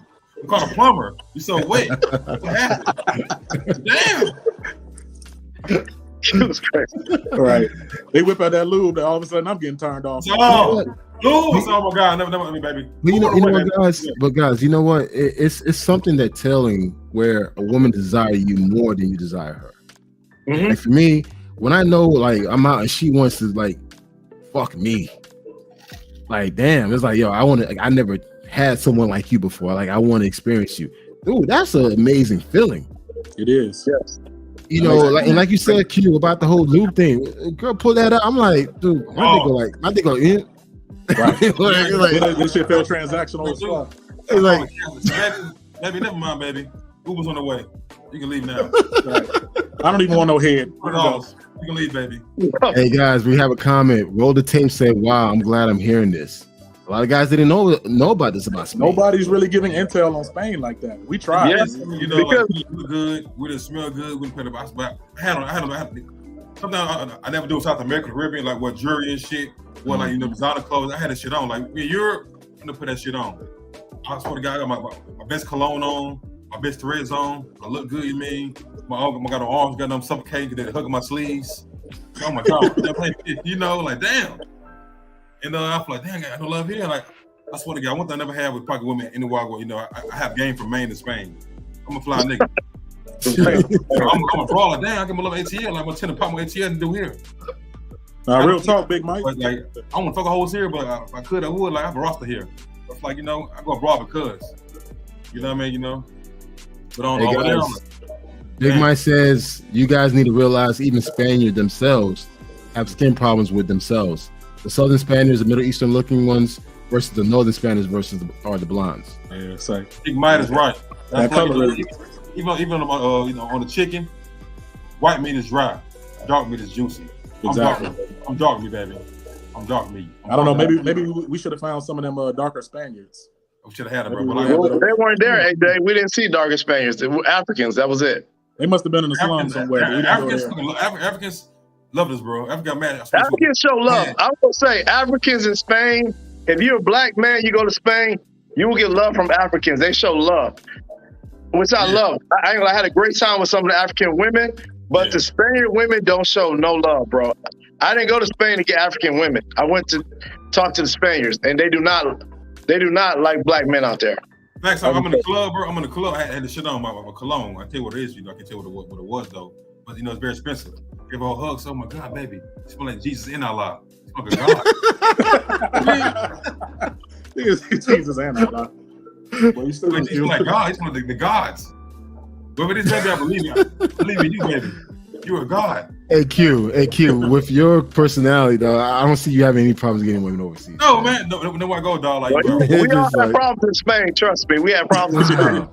That lets you know. You know what? The perception is about Spain that you just go and you could just hook up with tons of beauties on there. Okay, one thing I will say is that I hear people bigging up Ibiza, Spain, like that's supposed to be a party. Party town. One thing I noticed, it's kind of like this little island by itself. But one thing I noticed, I just for shits and giggles cut my Tinder on Ibiza just to see what was going on, and I noticed that the hits I was getting once again was not from local Spaniards. I was getting hits from Colombians, Venezuelans. You know what I'm saying? Yeah. Like I had one, what was it? One chick from Germany, and I'm like, "Where's the Spaniards?" So. They big it up as this big party town. They love you over there. That's because you partying with foreigners once again. Facts. No. I was at two bro like right. I swear to God, see my homeboy. He was fat, sloppy as fuck. Baby, for you, baby, 300. I said no. I said no, baby. No, baby. Otenta. That's what we was there. Had hate to be. I swear to God, bro. He's black as my hat. He white as a cloud. And she gave me the GFE. Cook for me, spend the night and everything, bro. I gave her bottom dollar. She draw, she wanted me, genuinely. That's because of my money. But I feel like my homeboy, he was fatter than me, sloppy as fuck, but he richer than me. Way more money than I have. But I feel like, I said that all that, that material should come off. Mm-hmm. On that, brother, you a black BBW. You're a fat bitch. I know, over here, nigga. He didn't even say he was a black. He didn't even say BBW. Said black BBW. Over here, nigga, I'm above Bagwell. That's Luger. Bagwell. Hold the torture rack on my shoulder. It's kind of interesting how, like I said, the perception before going there, and what I normally do for all my travels is I research everything about that country or city I'm going to. We did. Still, wow. We did. I swear to God, even the pro zones, bro. So how was Barcelona then compared to Madrid? It was still the same thing? Barcelona was still the same energy. Same energy. Like the only differences really was the city, like the architecture was a little bit more modern, a little bit more unique. Madrid is real old. Like a lot of the buildings built in 17, 1800s. But energy, same. It wasn't much different. Just a little bit more tourists there. But Barcelona has more tourists. So you'll get more love in Barcelona, but it's only based on the fact there's more people there from other places. So you get love from foreigners in Barcelona. Madrid is more local. Barcelona gets more tourists. That's the only difference. Yeah. Thanks. Yeah. Only difference. Wow, guys. So I hope you guys are listening. Spain is not the ideal place for a black man to go to. Now, granted, there's places you could go to for tourist attraction, activities, but if you're looking for love, you ain't gonna get it. I mean, that's the vibe that I'm getting from you guys. We left there bumping LL Cool J. I need love. Boss, I said it too, though. I sent a video from the boy checking effect. It was all cap. Serious? It wasn't like in detail when the script man, I feel like it's all like PC. Everywhere he goes, like oh my God, go here, black man come here. Yeah. So I'm gonna go down one day. So this nigga, he's full of shit. That's a red flag as a content creator. Everywhere you go is lit. It's just like yeah. Taking the pick on me, 80,000 sky miles in the face. You know what? This one YouTuber called Mawwow, the little African dude. I am Mawwow, yeah. He keeps it real, man. He's like, he'll tell you like, don't come here. It's just like he's real. I love you're that. right. You're right. I think when you start promoting a place where everywhere is lit, it's like, come on, really? You capping. You capping at that point. I can't do it, bro. In my spirit, my nature. Yeah. I'm a real one. Yeah. Because then, like, we try to big up Spain, then somebody else go, and they like, bruh, I thought you said it was this, and that. Now that ruins your credibility. You know what I mean? So Yeah, you got to give them the real, man. Be real about it. So, guys, I'm gonna ask you guys this: would you recommend Spain to another black man to visit? I recommend Spain to other black women. I say it wouldn't get no love from women. See a bunch of old ass buildings. Yes. If you want to get love from women, don't go there. Next day, you want me to go? Go ahead, Bradley. Say it again. All right, let me just say, as a black man, and mind you, I've been to over 10 countries. I'm in the double digits. Spain would be at the bottom of my list of places to go as a black man. They do not. It's not receptive treatment, bro. You go there, it's gonna be tough to pull. Unless you leave with money, you can pull. But it's not for black men. They're not attracted to us, man. It's just you're treated like a second class citizen. Do not. You have been warned by me. Do not go to Spain. If you go at your own risk. You can go for the pictures, the tourist things. Go for a day or two and get out of there. You don't go there for women, man. You do not go to Spain for women. You go there for the food, maybe the culture, and that's it. What food did you have that was so good? I know, right? I was going to ask you the same thing. I was right beside you. Wait, guys. It's decent. Food is trash. Wait, hold up. We're keeping it real. Is the food trash in Spain? Okay, I'm not going to say it's trash, but it ain't nothing to hype up.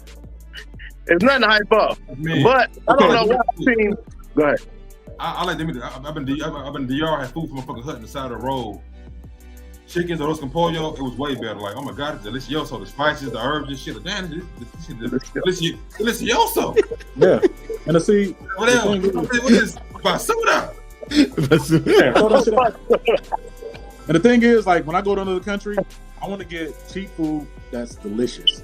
This is like subpar food that's expensive. Like we wanted to try the paella just to say we tried it, but the waiter, we had a weird ass waiter, by the way, but he was telling us that we had to pay for 2 people to get 1 plate of paella, and it was like $40. But when I tell you that was not worth $40, not even close. It's just like, yo, I could have got this back in America somewhere, and they would have cooked the rice. Like the rice wouldn't cook all the way. And DR would have had this shit got there for like what? $5. You know what I mean?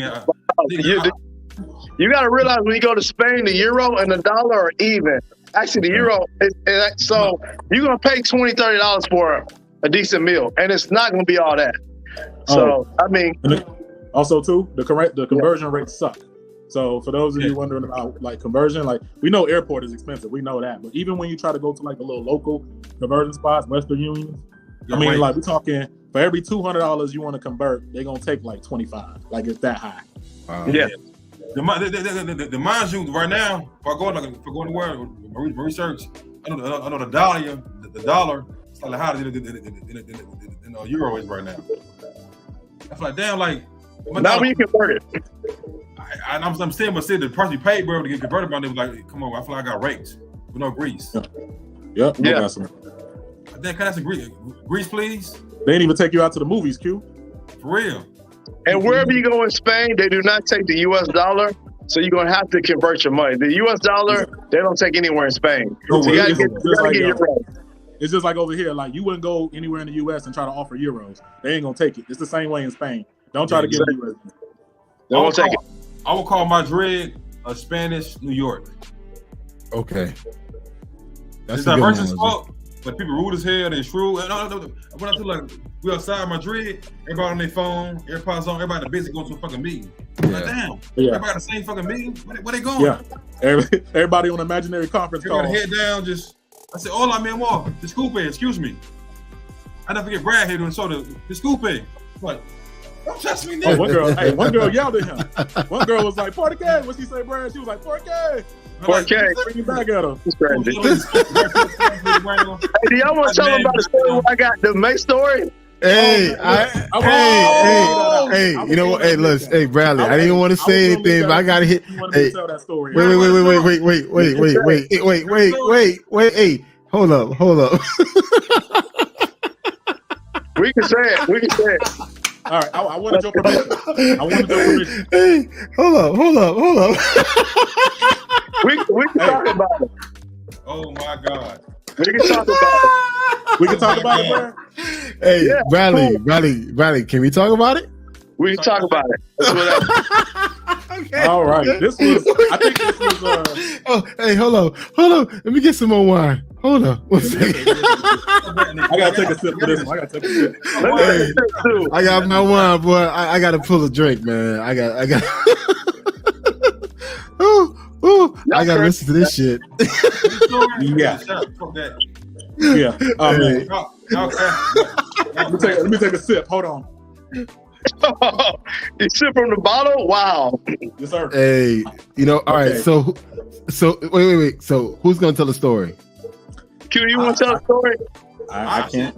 You I want think to tell a story? Okay. It's his fault why I got Mace in the first place. Q, okay. Yeah. So, Q can be a little bit of a loud mouth. No.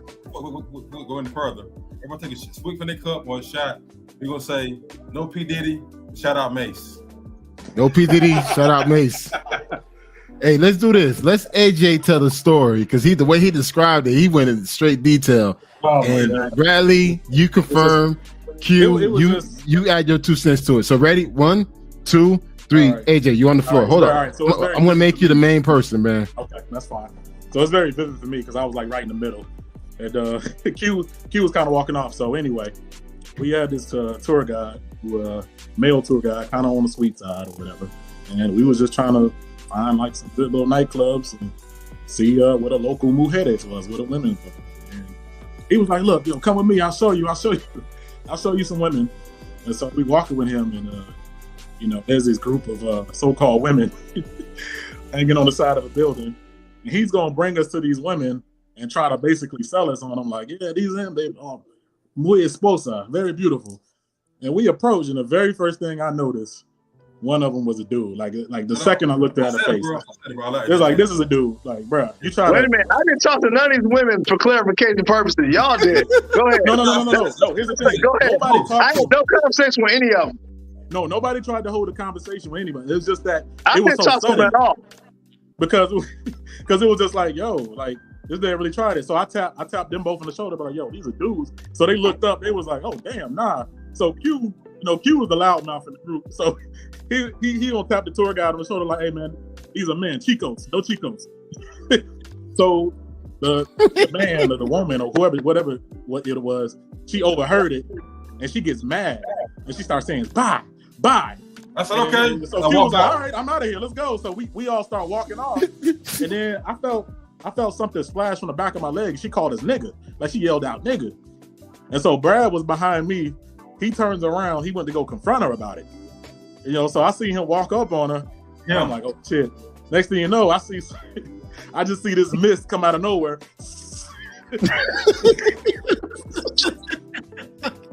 All in my Brad, bro. And then Brad turned around like Stevie Wonder, like, hey, give me some water. Yo, so me and Brad helping him me and Q helping Brad to the bathroom. You know, remember like when Scottie Pippen was helping Michael Jordan on the flu game? Yeah. Us carrying Brad to the bathroom. Everybody looking at us like, damn, what they got going on over there? So we had to literally go to the bathroom and like, I think we spent 15, 20 minutes trying to get his eyes flushed out. He was like, man, I'm gonna get that bitch back. I'm gonna get that bitch back. No. Hey, no. Remind me of dating on Friday. Oh yeah. Hey, no shit. I told my brother about that. He sent me that gift. That's so funny as hell. But no. Fast forward. We go back at like what? That lady got down? No. It was that same night. Same night, right? Same night, yeah. Same come like an hour later. 30 minutes later. He found a can of beer on the ground. Have to have drunk it. He see do it again. I think dude's name was Zaya Wade. That's my name. Zaya Wade. Ain't no damn Zaya Wade, nigga. He see Wade in the same spot. He spin the block with a beer can. Get a whole goddamn Budweiser shower. He made it rain. Made it rain on that bitch. The bitch started running. I was trying to fight that bitch. I threw the whole beer on the bitch. The bitch ran. It was the dude, actually. He ran. I'm like, bro. The nigga I was trying to square him. I was trying to fight him, bro. He ran like he was gone. Yeah. I'm gone. You saw his hair flapping in the wind when he ran. Yeah. nigga, that was a wig, and dick was tough. Oh my god! Wow. So you got sprayed. So I got sprayed by Trent Sexton. That's what shit up. I could be 80 years Wow. old. We see now the dementia. Oh my god, he got sprayed by a train. It became a running joke for the whole trip. The whole trip. But to show you how racist they are, the person called us niggas, bro. So don't tell me Spain's not racist. They calling us niggas out there, bro. Well, I mean, the mere fact that she decided to use that as a way to put you down. That's like, it's like, okay, that's your attempt to like make me less than by using that word, knowing that you probably got some part of you, black, whatever. The fact that they're using that word so openly let me know how racist Spain was. I'm like, y'all just using the word nigga when you pissed off at black men? Yeah. They let me know what time it is out there. Fun fact, sir. Because they know it's triggering. Fun fact, sir. You nigga too. We got the same thing. Free branching got them 2 apples. Yep. We both got dicks. You know what? Hey, you know what? You got a trip to always remember, but that's the good thing about traveling, man. It's just like it creates memories. Something like that you'll never forget. You're never gonna forget that, man. Unfortunately, I won't forget it, Kanal, but I appreciate it. I won't let him forget Kanal. I could be sitting down and what's with dementia? What's your name, sir? I don't know. My name is Brad. I got sprayed in Barcelona by a train. I didn't say nothing to that crew the whole time. Q should have been pepper sprayed. I was in the background the whole time. I was like, I didn't like none of them. I'm like, I'm not even gonna talk to them. So why they sprayed you then? I mean, so why they sprayed you? I had on pants. She said, bye. I said, I'm sorry, sir. I want no ASAP. Like, I don't argue at all, nigga, with him. I want ASAP. They was behind me. She got mad because she said, you a dude, you got a dick. And I walked off. They was behind me. She threw some goddamn, they had on shorts. Right. With the ankles out and shit. They felt a splash. Turned around. She's like, what's up? Nigga. Brad like, what nigga? Yeah. He confront dude. Brad kind of swole up on him. That bitch was terrified. I said, look at Brad. I said, Brad, he been in the gym. Like, look at Brad. Yeah, I know. Brad looked like he was about to drop him. No, the background reminded me of a Frenchie, a French bully. Big head, big shoulders. Real husky. He turned into a husky. A bully. Oh hell no. Hold on, big nigga. I know, right? He was scared for our life. I think he pissed his pants a little bit. Because they don't have guns out there. So out there they got all types of weapons. They got knives and mace. Knives, mace. I'm coughing this shit too. I'm coughing get Brad. Retreat. Man down. Toss it down. Let's go. I know, right? It was just like, at that point, it was one band, one sound.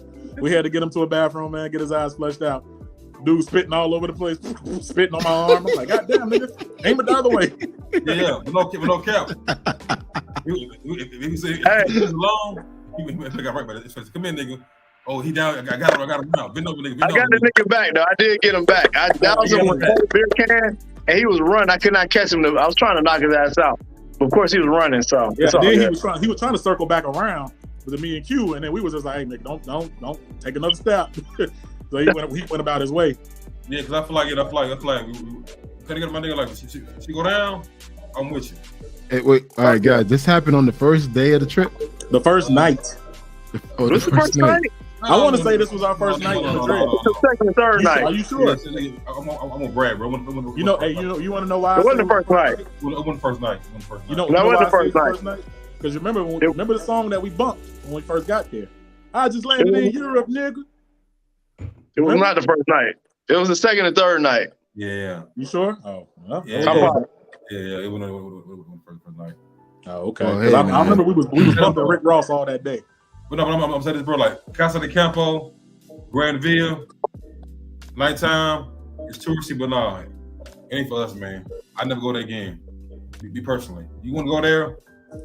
Have fun, yeah, maybe. Me personally, I won't go there. Yeah, I would say go to Spain at your own risk. You have been warned by us. There's so many other places you can go where you get receptive treatment where you'll be, appreciated as a black man, because there you're just not welcome. So you can go if you want, but remember what you heard from us. So go at your own risk. I would never go there again. I went one time, got the stamp, never will go again. Spain was not where it's at. Got the stamp and the spray. But also, it's a watch code. Kind of rebuttal got down. I go, well, you know what I mean? Well, appreciate it and what? Not tolerate it. Yeah. Spain, Well, when you appreciate it, now we tolerate it. I'm good on that. Yeah. I'm a black king. I'm a black king. That's what that's what you know.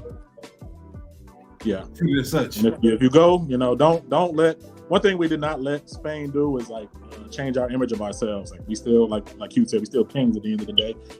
We gonna take it on the chin, no homo. Go on to the next country and run them stamps up. So where you guys going next? Where's the next destination? Kenya next year. Well, January. Well, January coming first. We're going somewhere. Where you going?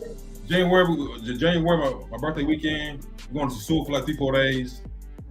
Nothing for a couple of days. April for Brad's birthday. So you guys going to Sewell? Is this your first trip to Sewell? No. Me and Brad. Dude, that's like his second home. We're going to Sewell and Santo Domingo. We're going to both. I've been to Sewell, and I feel like we personally got down. I go for like 40 hours, 72 max, and I'm out of there. Yeah. It's kind of like an AMPAL, and I feel like I get in, get out, get on my life. Yeah, and this is it almost seems like it's kind of backlash. Now I was gonna say I know we're circling back around to the South America starter pack, but this is kind of backlash from Spain, because we literally said at the tail end of our trip, bro, we got to go to DR one time and take our frustration out on our old roster. Well, actually, I'll be in DR for New Year's. I have to go see my girl, so I'll be out there for New Year's. And I mean, it's not. Here's my thing. There's nothing wrong going back to the big three. I'm not telling people don't go there. If you're gonna go there, just move around. You don't need to stay in the same city. Yeah. Because Colombia is the size of Texas. Brazil has 26 states. There's places. DR got so many provinces within DR. It's amazing, man. So there's a lot to see and do. Like for you guys never experienced Sewell, go to Sewell, experience it, man. Experience it. I've been. Yeah. I know you've been, Q, but those two never been. So I'll say, hey, go and experience it. Have a good time. Go check out Flip Flop. Go check out, my boy Flames. Yeah. Greg, Vincent's spot. I mean, go hit up the spots and enjoy yourself, man. Just understand where you're going is fuckery. And that's what it is. I'm gonna say I went to last year, right? And I feel like, bro, I seen dudes in them like in flocks, bro. I like to go. You know me. I feel like black people. Like that's so common. I went there. I seen the Atlanta Falcons. Like I said, damn, they got a football team. Damn, I seen the Hawks. Damn, they got a basketball team. They started 5 in the bench. You know what I mean? Like when these out there, like damn, this shit is dead. You guys will have a good time. If you guys go to Sewell, you guys gonna have a good time. Like I said, just go there, get you a villa. Yes. Get a villa in Casa Linda, and bring the ladies back to your crib and have a good time, man. That's it. I'm just going to say I've never been to Sewell. Everybody talks about Sewell. Let me get the hype out the way. Let me go one time to say I've been, but I'm going back to Santo Domingo. More local women. No pros. I like more of that style. That's more of my style. But we're going to say we went. I never been though. Yeah. So just to get that off the checklist. Yeah, you're gonna have a good time. Well, what's that, bro? I've been to DR for like 10 plus times. I go every year, more than once. That's like, you know what though? I'm in America right now. I'm overworked and I'm underfucked. So you know what though? I need to get away. Fuck Miami. Overworked and underfucked. I'm going to DR for quick getaway. Okay, it's 4 days, 2 days, 3 days. I'm going to DR and just get away. Yeah. So we're doing Q's big B-Day turn up. So I know you're going on New Year's, Ken. But hey guys, we have someone's gonna pull up. He's gonna don't go, Marty. Do not go, bro. Well, Marty said he been there, so I'm waiting for him to pull up so you guys can talk to him. Oh, Marty, give us the full rundown. We want to know. Yeah. No. I see Marty the Avi. Who was the Jackie Chan, Bruce Lee? Who the fuck is that? Oh no, some old school Sandy Cat. I want to see Marty goddamn Marty for real. He's the fat nigga. Don't tell me shit, Marty. Oh shit, damn. Marty, we want to see you. Show us your picture. I want to see you, Marty. We have money. Put the money, bro. I don't leave money at all, bro. The money's bullshit, bro. I leave up energy and merit. You know what I mean? You know, and vibes. Well, Marty W, they calling you out. So okay, we got Roland coming in. Hey, what's up, Roland? Hey, what's going on, fellas? Hey, nothing much, man. You know, we're talking about Spain. So. Hey, let me tell you about Spain, bro. Talk to us. Okay. If you go back to the history books, Spain is part of the slave trade. Christopher Columbus sailed on the commission of Spain. Okay, so when you started talking about major slave trade down to Dominican Republic, down to some of the other Latin communities down in South America, there was always slave trade down there. That's why Latin communities still have a skin tone problem, and it all originated from Spain. So all the other cultures that were affected by Spain have this thing about the lighter you are, the more acceptable you are as far as being part of the Spaniard conquering nation. So that's why even in Brazil, you have issues with colorism because of the fact the lighter, blue-eyed, blonde-haired Brazilians are more related to what Spaniards were. Okay? Yeah. So when you go to a culture that is an originator of slavery like that, those are the issues you're going to have to come across when it comes to dealing with that culture. You know, there is a divide there, and they do pride themselves as being one of the conquering races of a lot of nations before all this modernization happened. You get what I'm saying? Yeah. So even though I'm a light-skinned black guy, I know Spanish. I got passes by a lot of Hispanic families that I was dating their daughters strictly because of my skin tone being lighter. You get what I'm saying? Yes. It had nothing to do with you guys. It had everything to do with your skin tone. And wanting to mix the races. Also, brother, with that being said, you know, I feel like, you know what I feel like when you're saying that? I feel like my boy in the movie. Which one? Brown. That's your motherfucker. Pretty motherfucker. Pretty motherfucker. Exactly. So it had nothing to do with you guys. It had everything to do with the culture. You know what? And honestly, even you got other Latin cultures that are hating on themselves just because of skin tone, not wanting to admit that the African heritage that they have within them. You got Dominicans straight up saying they white. Oh and yeah. You know damn well they black. They're the next black is us. Yeah. So that's what I'm saying. That culture in itself, the Latin community, even Mexicans, bro, you can't, certain cultures in Mexico, you can't be a black man trying to get with their women. You get what I'm saying? Because they're just not going to accept it. They want you to marry light, not marry dark. Yeah. Yes. Yeah, they I agree. To better their culture. And that's where the mentality and the culture comes down to. It's just their old school belief. Now, a lot of the more modern kids, the millennials, are getting away from that, but you still got an old, strong culture of lighter is better. That's real, OG. It's real, and it's crazy. It's past week. What's the dude name? O'Shea Du Jackson. Call him right. He had a video they responded to about a Dominican too, like black as me. Exactly. I was raised up. I'll bring it to Chanel. They call the shit. They call the shit saving the race, quote unquote. Right. Yeah. Keeping the genes pure. Say the race. There was even a Egyptian professor from back in the 70s. You know, Egyptians, when they're given citizenship, they're given citizenships as whites. And this was a dark-skinned Egyptian dude that refused to take that title, even though he was a part of a all-white school. The professors and the board did not want him to claim being black. They wanted him to claim being Egyptian, which is white, which is acceptable in a white man's eyes, versus being black. Wow. So you got what's going on even in other cultures. When they're given citizenship here, they're given the citizenship of being white, not black.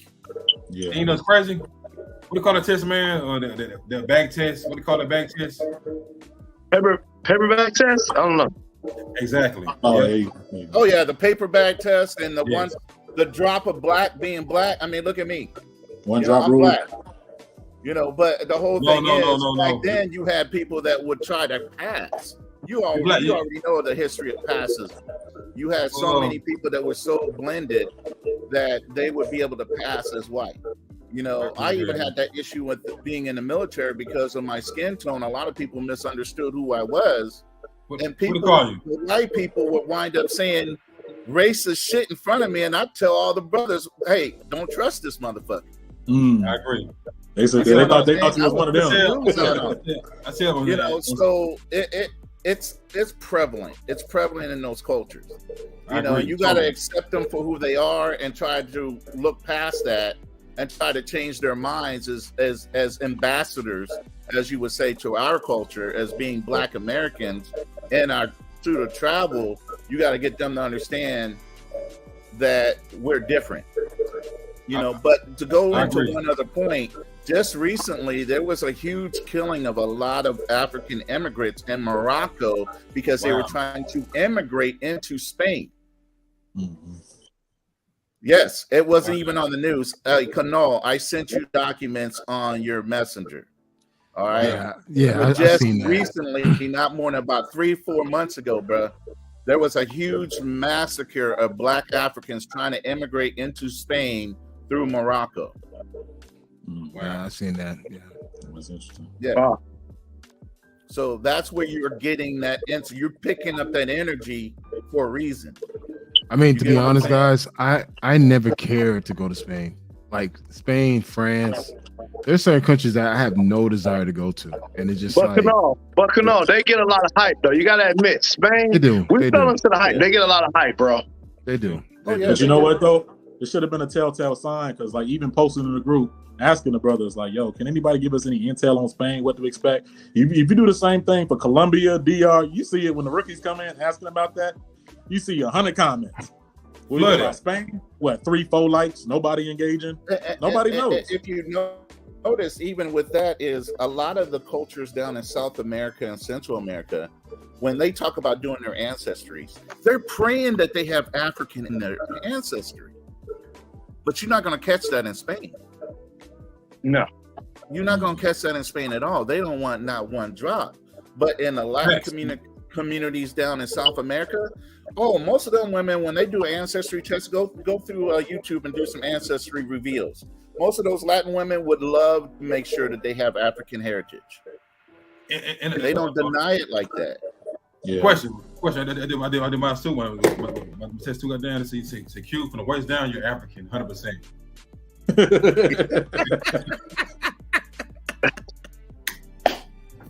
Hey. Waist down. Hey, we're not going to get into the racial thing because Italians already got an attitude about the Moors going over there and conquering Italy, and half of them that have curly hair, they want to be in denial that they have any kind of African blood in them. But we all know the truth. You know what I'm saying? What's up? What's your name again, bro? Alex. Thank you, bro. Thank you, bro. You seem very knowledgeable, bro. Hey, man, history was one of those things, man. I loved history. And then I went into getting into my ancestry and wound up finding my mom's family because she was stolen as a child. So yeah, I started getting into history. And once you see your ancestry, you start actually seeing the history of migration of your culture from, Western hemisphere of Africa, and then some of the European mixture that you have in your blood. You see all that migrating over to the United States and the regions that you were born in once you start getting into ancestry. And it makes you want to fall in love with understanding different cultures in your history as far as who you are. That's the one thing they took from us as Black people is our identity. Thanks. Okay. All white people know their lineage all the way back to the freaking beginning of time. Asian people know their lineage all the way to Black people don't know shit. Your great grandfather would probably tell you were part Indian. No, you're not. Right. Half of the motherfuckers that think Indians are not Indians. You have to figure out what you are. You need to figure out what your ancestry is and go from there. You're going to be a more complete person when you do that, because you'll have your identity. They stole our identities. Right. And until you do the research on your own individual identities, you have no culture. Now with Canal, he's from Haiti, so he already knows his identity. Yes, sir. He knows his culture. But for us Black American men, you have to go after your identity, because you can't move forward until you know where you come from. That's the thing that's stopping us as a people. We don't know where we come from. We assume a lot, but we don't know for a fact. Once you know for a fact, it makes you a stronger individual. It makes That's you weird. Also, I said it too. Like I was in DR. I had a girl who was Haitian. She was back to my, like I said, back to my hat. Right. I swear to God, beautiful. But the Dominicans who had fair skin, they hated her. I swear to God, we had a villa full of pros. I'm the only guy in the whole time villa had a Haitian bitch. Everybody with fair skin, people with fair skin. It's crazy because like the girl I had brought girls to our villa, and they was hating on her. But they ain't no hating. You a hoe too. All your hoes. I mean, who you the judge? And what was the reason why they hated her? Because her fair skin. She was chocolate as fuck. She was Haitian. She was. I don't know what it was, but it kind of pissed me off like that. But you also got to understand Canal's history as far as the Haitians. The Haitians were the only ones that actually fought and liberated themselves from slavery. The only country to do that. 1804. So guys, don't forget, Haitian liberated Dominican Republic. Exactly. They also assisted in Dominican Republic and went down to Argentina or Venezuela, one of the two. Yeah, no, they helped liberated Colombia, Ecuador, Panama, and Venezuela. Yep. They were kicking their asses. They had the number on the Spaniards. They had their fucking number. That's why I say, man, who Haitian, I swear to God, I said, second my brother, I love you, my brother. I'm a Zoe, dog. I'm a Zoe. I'm a straight up Zoe. I'm a Zoe, straight up Zoe, 1978. Love the Zoes, man. Man. So I mean, I get in my history because, like I said, identifying where you come from gives you a direction of where you're going. And take the time while you guys are traveling to get into that history. I mean, Sweden even just outright came out and put up a statue of a Black woman. They're saying were the original settlers of Sweden. They acknowledge that a Black person, a Black couple or family or a community settled in Sweden. So, I mean, it's prevalent that obviously everybody knows Bible or biblical stories where they talk about the Tower of Babylon, and that's when really the different nationalities and races started from that curse. Allegedly, people were way too unified. You get what I'm saying? And depending on where they moved to, their skin tones changed.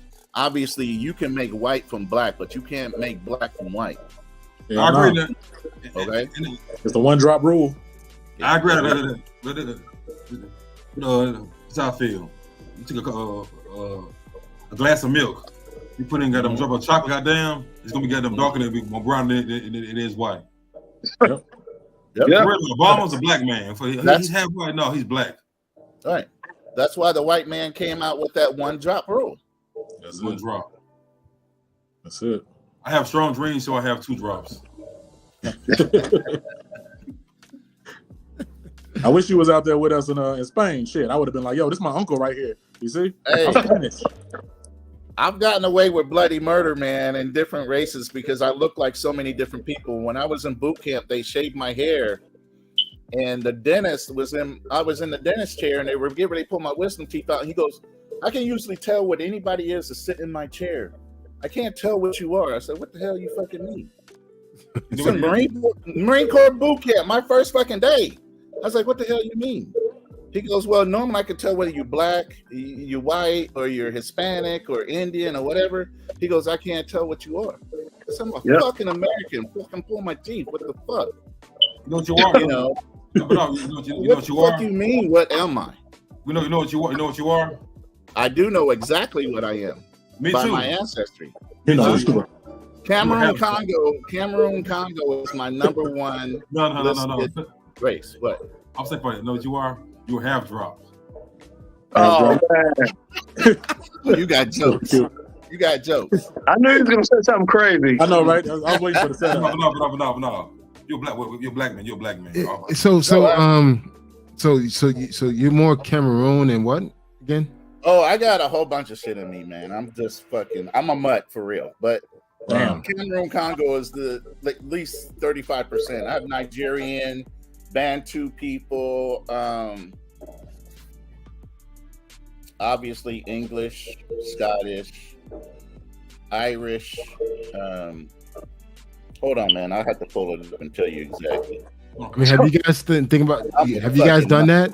Have you guys done the Bradley, Q, AJ? I haven't done it. I never done ancestry, but I need to. I have not. But that's my P. I say, you know what though? I'm African. Yeah. You're not African, Q. You are not African, buddy. Okay, so here it is. Remember, you said Here it is. I'm Bendigo tribe.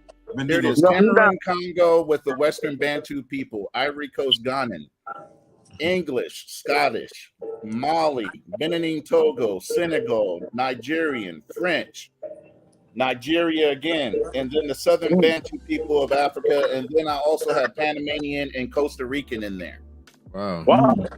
Damn, you got quite a bit. Okay? I'm a mutt. I am the melting pot of America. Damn. Okay.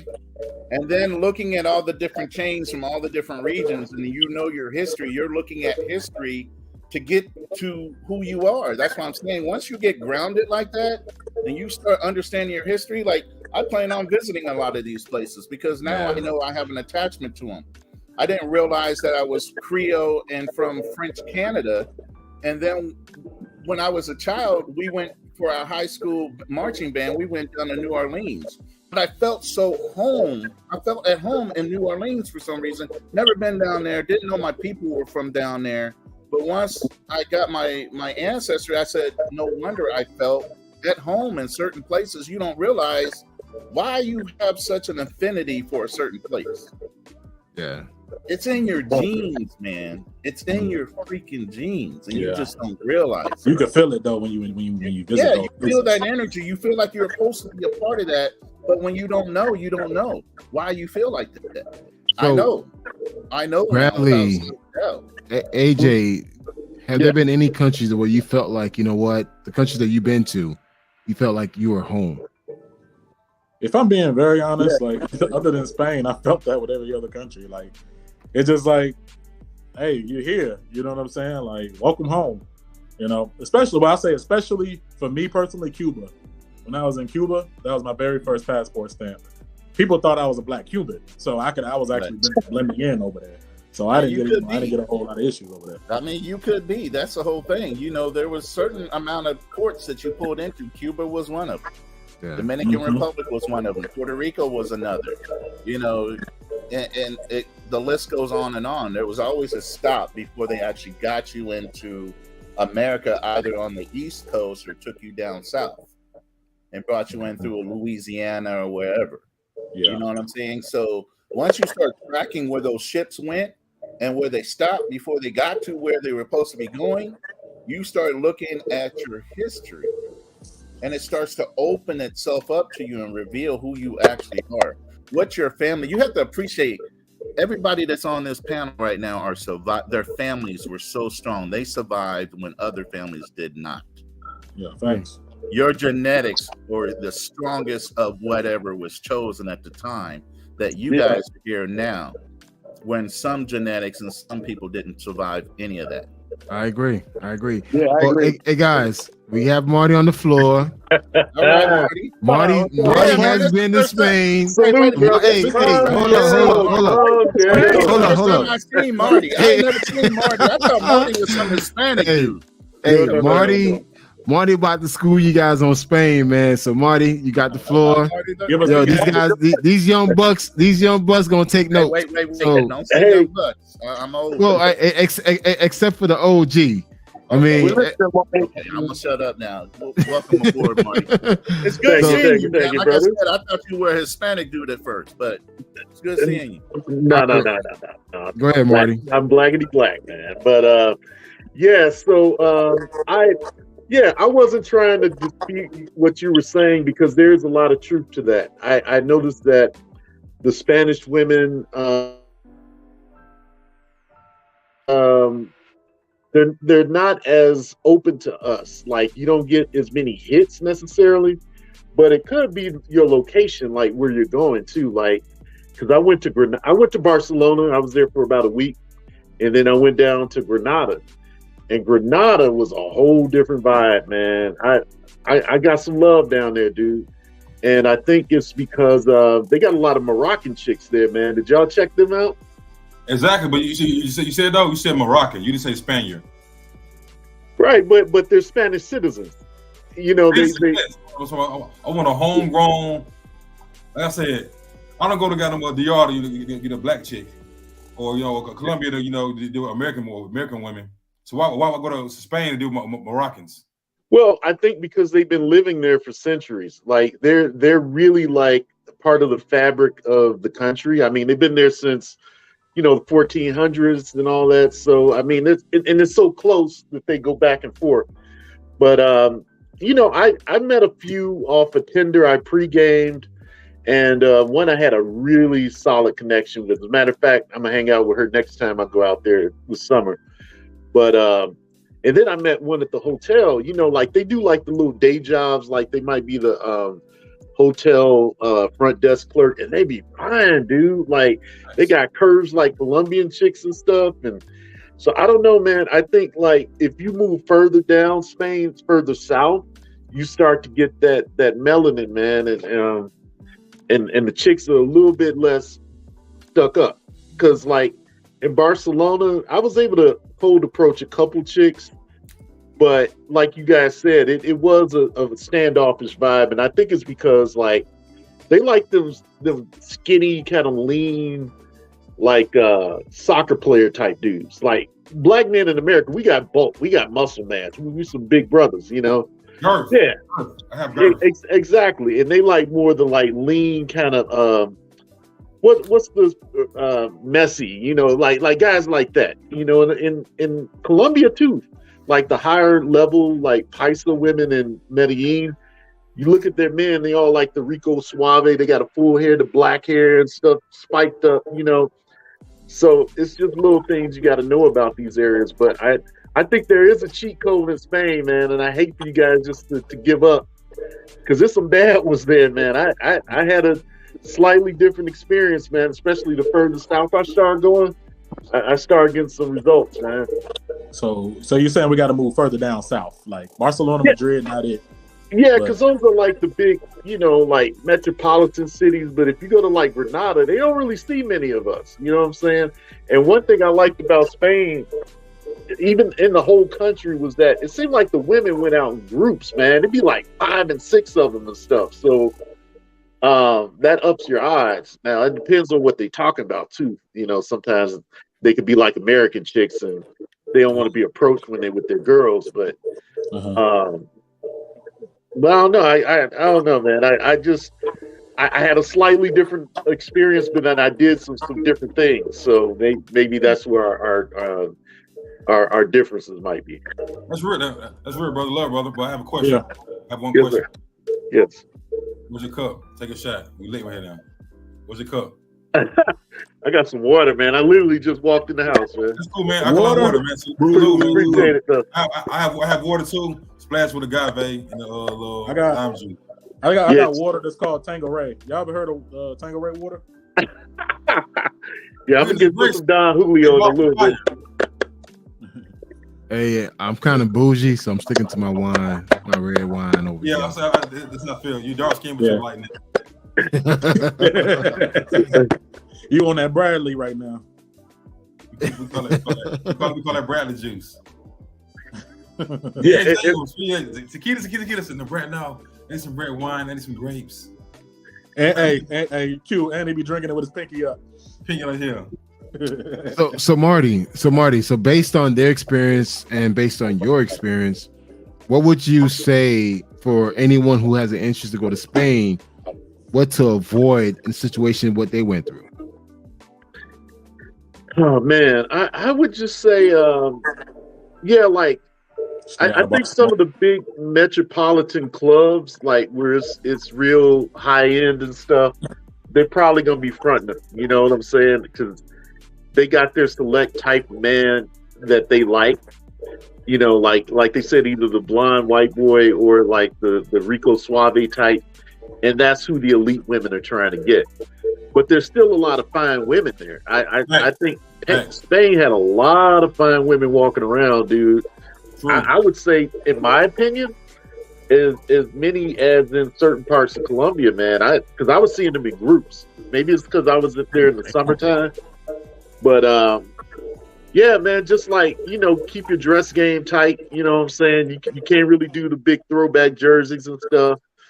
You know, you gotta be might as well. You gotta be smooth. I don't know, man. I still think Hey, you look, gotta sometimes, the type of hey, sometimes I was in Spain with Italian silk on. And it had on real diamonds. And it had trap, and it had picks.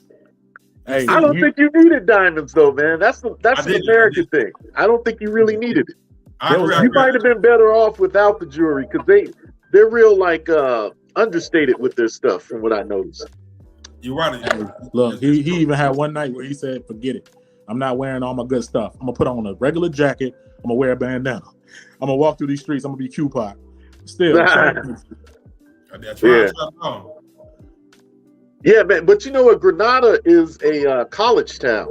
I found that out when I was down there too. So there's a lot of like young hot chicks down there, man. And they're more down to earth because like Barcelona, that's where some serious money is. But Granada is like chicks, you know, they make meager incomes. You know what I'm saying? They might make what's like $6 an hour here, but they be fine though, dude.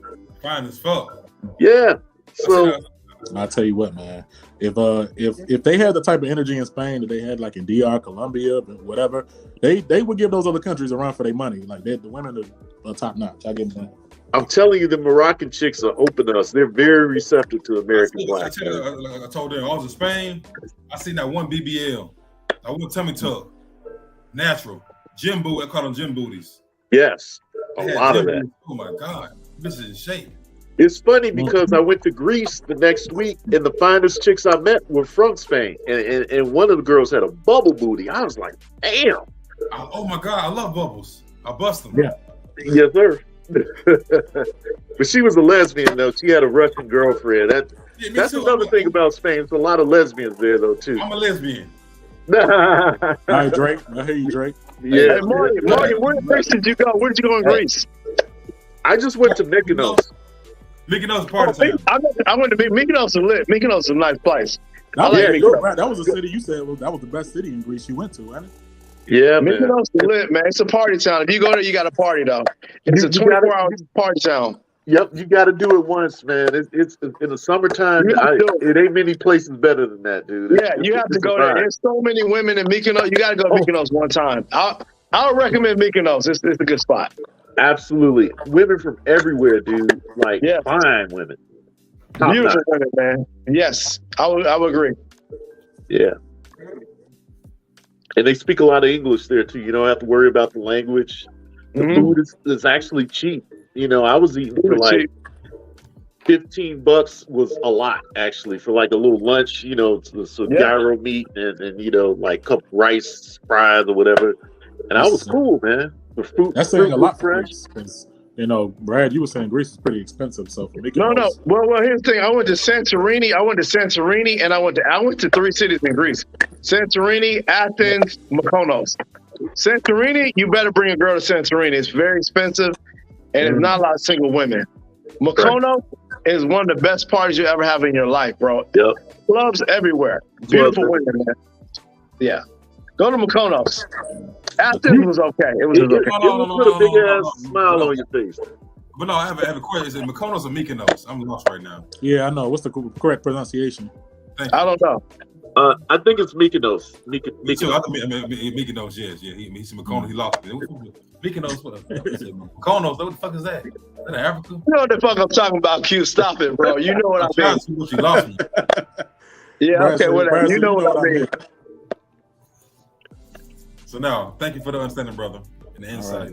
But Marty, you have you been to Madrid? Did you go to Madrid and Barcelona? What was your experience there?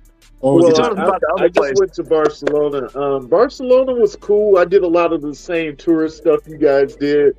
Okay. And I was a little dragging because I was still like trying to adjust to the time zone, but Okay. it was cool. I wish I'd have had a little bit more time there, but no, I think I could actually live there though, man. I like the city. I like the cosmopolitan kind of vibe to it. You know, it's big, but it's not too big. It reminds me of like San Francisco or something like that. You know, and Yeah, it's for sure. pretty affordable because I actually want to buy a condo either there or like in Lisbon because I like Lisbon, Portugal a lot. And you talk about some bad sisters from around the world, like. Oh yeah, listen. Oh my God! But you I've heard gotta about have your Portuguese up, man, and that's something I don't really have right now. So, yeah. but if you can get that going, boy, you got access to the bad Brazilian women's, bad Cape Verdeans, Angolans, all different shades, man. I heard about them Cape Verdeans. Them Cape Verdeans. I want to find that out too. They're beautiful, man. Yep. Yeah, I actually met a few women from Cape Verde in Boston when I was up in Massachusetts. They're beautiful, man. Yeah. I mean, that's one of the few women that I felt like wow, you're just beautiful. It's just like, damn. I'll marry you. Yeah, it's just down to earth too. And the thing is, I heard Cape Verde once you get there, it's super cheap. Yep, I heard it. It's a beautiful country too. It's extremely beautiful. Marty, our next trip, bro. Next year, Kenya. I'm already in love. I've been on Tinder and I found a wife. I did too. I bet. We both found I wives. She's so broke and so sincere, and oh my God, like damn, she's so sweet. I feel sorry for her. I want to save her. Kenya's got some bad women, dude. This old Captain Saber Kenyan over here. I'm gonna go there. I'm letting with a cape. Bro, put that cape up. I'm telling you, it's gonna get you in trouble. Put that cape up. No. I'm a smart man, bro. You know, I'm a smart man. Ain't go for that, man. Like I say, I'm there for a good time, not a long time. So Marty, would you recommend Spain to other travelers who are interested in going there? I'd say do it once. Yeah, I mean, it's not going to be for everybody, but I think, I like it, man. I like the history. There's still a lot I need to see. I didn't even get a chance to go to the Brazilian food market. I'm sorry, the Barcelona food market. I heard that was pretty good. Yeah, it's nice, man. Big Mike speaking facts. I said, but no, I swear to God, I said that, bro. I said that. Yeah. I go on fried chicken. Yeah, we got to go to the source, man. Why not? I don't want fried chicken. I don't want fried chicken. Marty, you saying Morocco? Why not go to Morocco? Big Marty, why would we not go to Morocco instead of Spain? We want to be Moroccans. No, that's a good question. And I think next time I go out that way, I'm gonna pull up in Morocco. But I'm just saying, while I was there, that's what gave me the most love. But yeah, you're right. You're absolutely right. No. Hold on, I'm talking about my only problem, Marty, is like I get what you're saying. I got love from African women, England women, but I wanted love from did you get love from the locals? Is all I'm asking, Marty, because the locals not give us the local Spaniards. That's what I want to ask you. I didn't get a lot of love from local Spaniards. I got a couple positive hits. It definitely wasn't like Colombia or something like that, but I didn't really come at too many of them, man, because I was moving so much. I was doing tours. I was like jet lagged, so I didn't really get going until I got to Granada, and then I was a little bit more settled down, and then I had a little bit better experience, but I didn't really put myself out there like that in Barcelona. You know what, Granada is a good place to settle down. I'm glad you didn't settle down in Barcelona and Madrid. We did. I'm glad you settled down in Granada. I landed. That's when the guy was a peacock. I'm out there. What's up, bitch? I'm available. Right. Yeah. I did Lisbon for a few days before that. So, and I was jet lagged from that, and then I had to wake up. It took me like a hot minute to get myself right. So I agree. Marty, one question. I've never been to Lisbon. How is Lisbon? I heard a lot of good things. Did you enjoy your experience in Lisbon? Oh, Lisbon is amazing, man. It's super cheap for one. Like great quality food, drinks, everything is cheap. The dollar was equal to the euro at the time.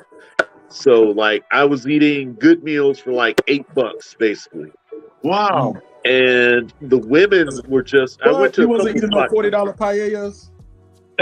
Nah, you don't need to spend $40 on paella. Absolutely not. More like $15. So question, paella. You like it? It's good to you? Oh yeah. But you know what? I ate a lot yeah. of that here in the States. So when I went over there, it wasn't like a big deal to me. I was actually eating a lot of other kind of stuff that you can't get here. Yeah. And it was some good stuff, man. A lot of good seafood. If you like seafood, it gets no fresher than that, man. Yeah.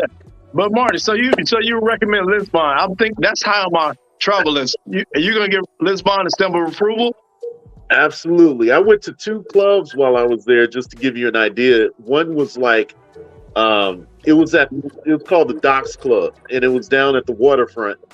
And it was a mixture of Brazilians, Africans, and folks from other places. Wow. That was a huge club. They had like a local act, and he put on a live performance. I have no idea who this dude was, but the crowd was just totally off the chain. They were like all that call and response. They knew the lyrics to the stuff. He was like Bad Bunny out there, I guess. I don't know who he was, but and then I went to this other place called Elite Shisha Lounge, one of those shisha spots, like hookah lounges.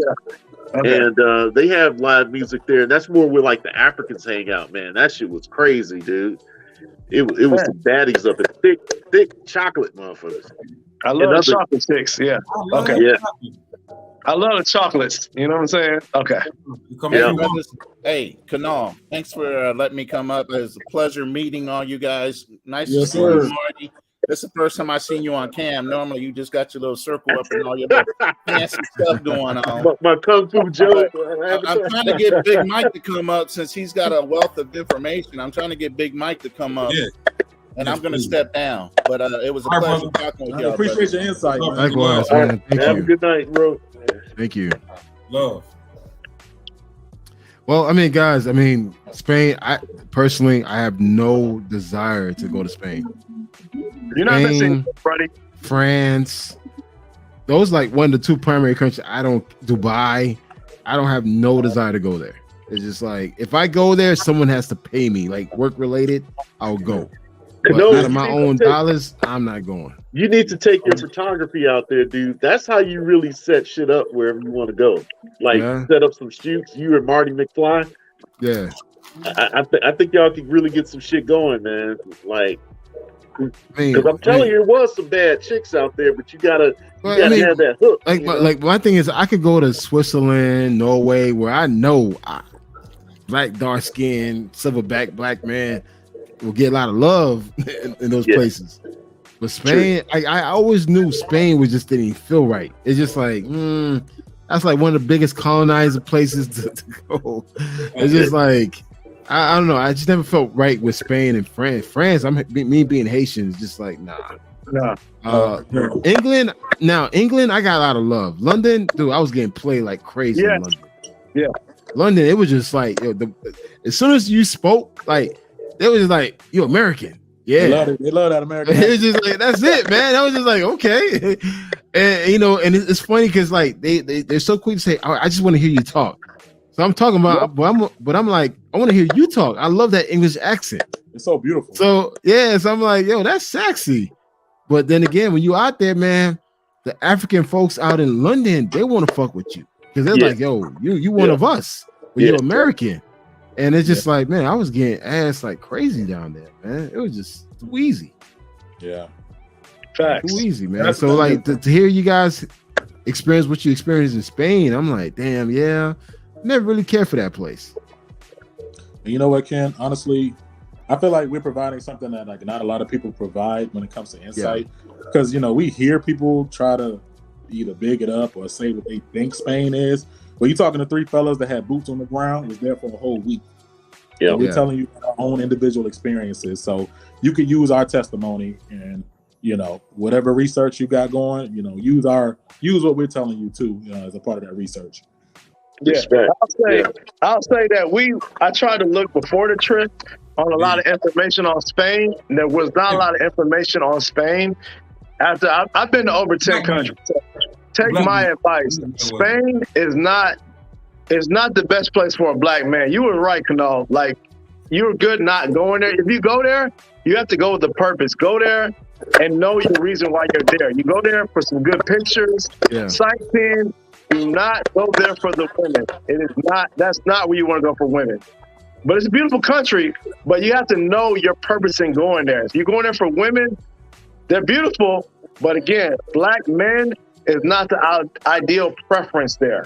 So you have to know when you're going, where you're going. We didn't know. I kind of went in, I did some research, and like I probably didn't do enough, but it's not really for black men. Know the purpose going to Spain. I'm saying to this: if you want women who want you back, go to Morocco. Yeah, there you go. Yeah. There you go. I'm telling you, they're thick, man, and they got that long, frizzy, curly hair that I love. It's a win for me, man.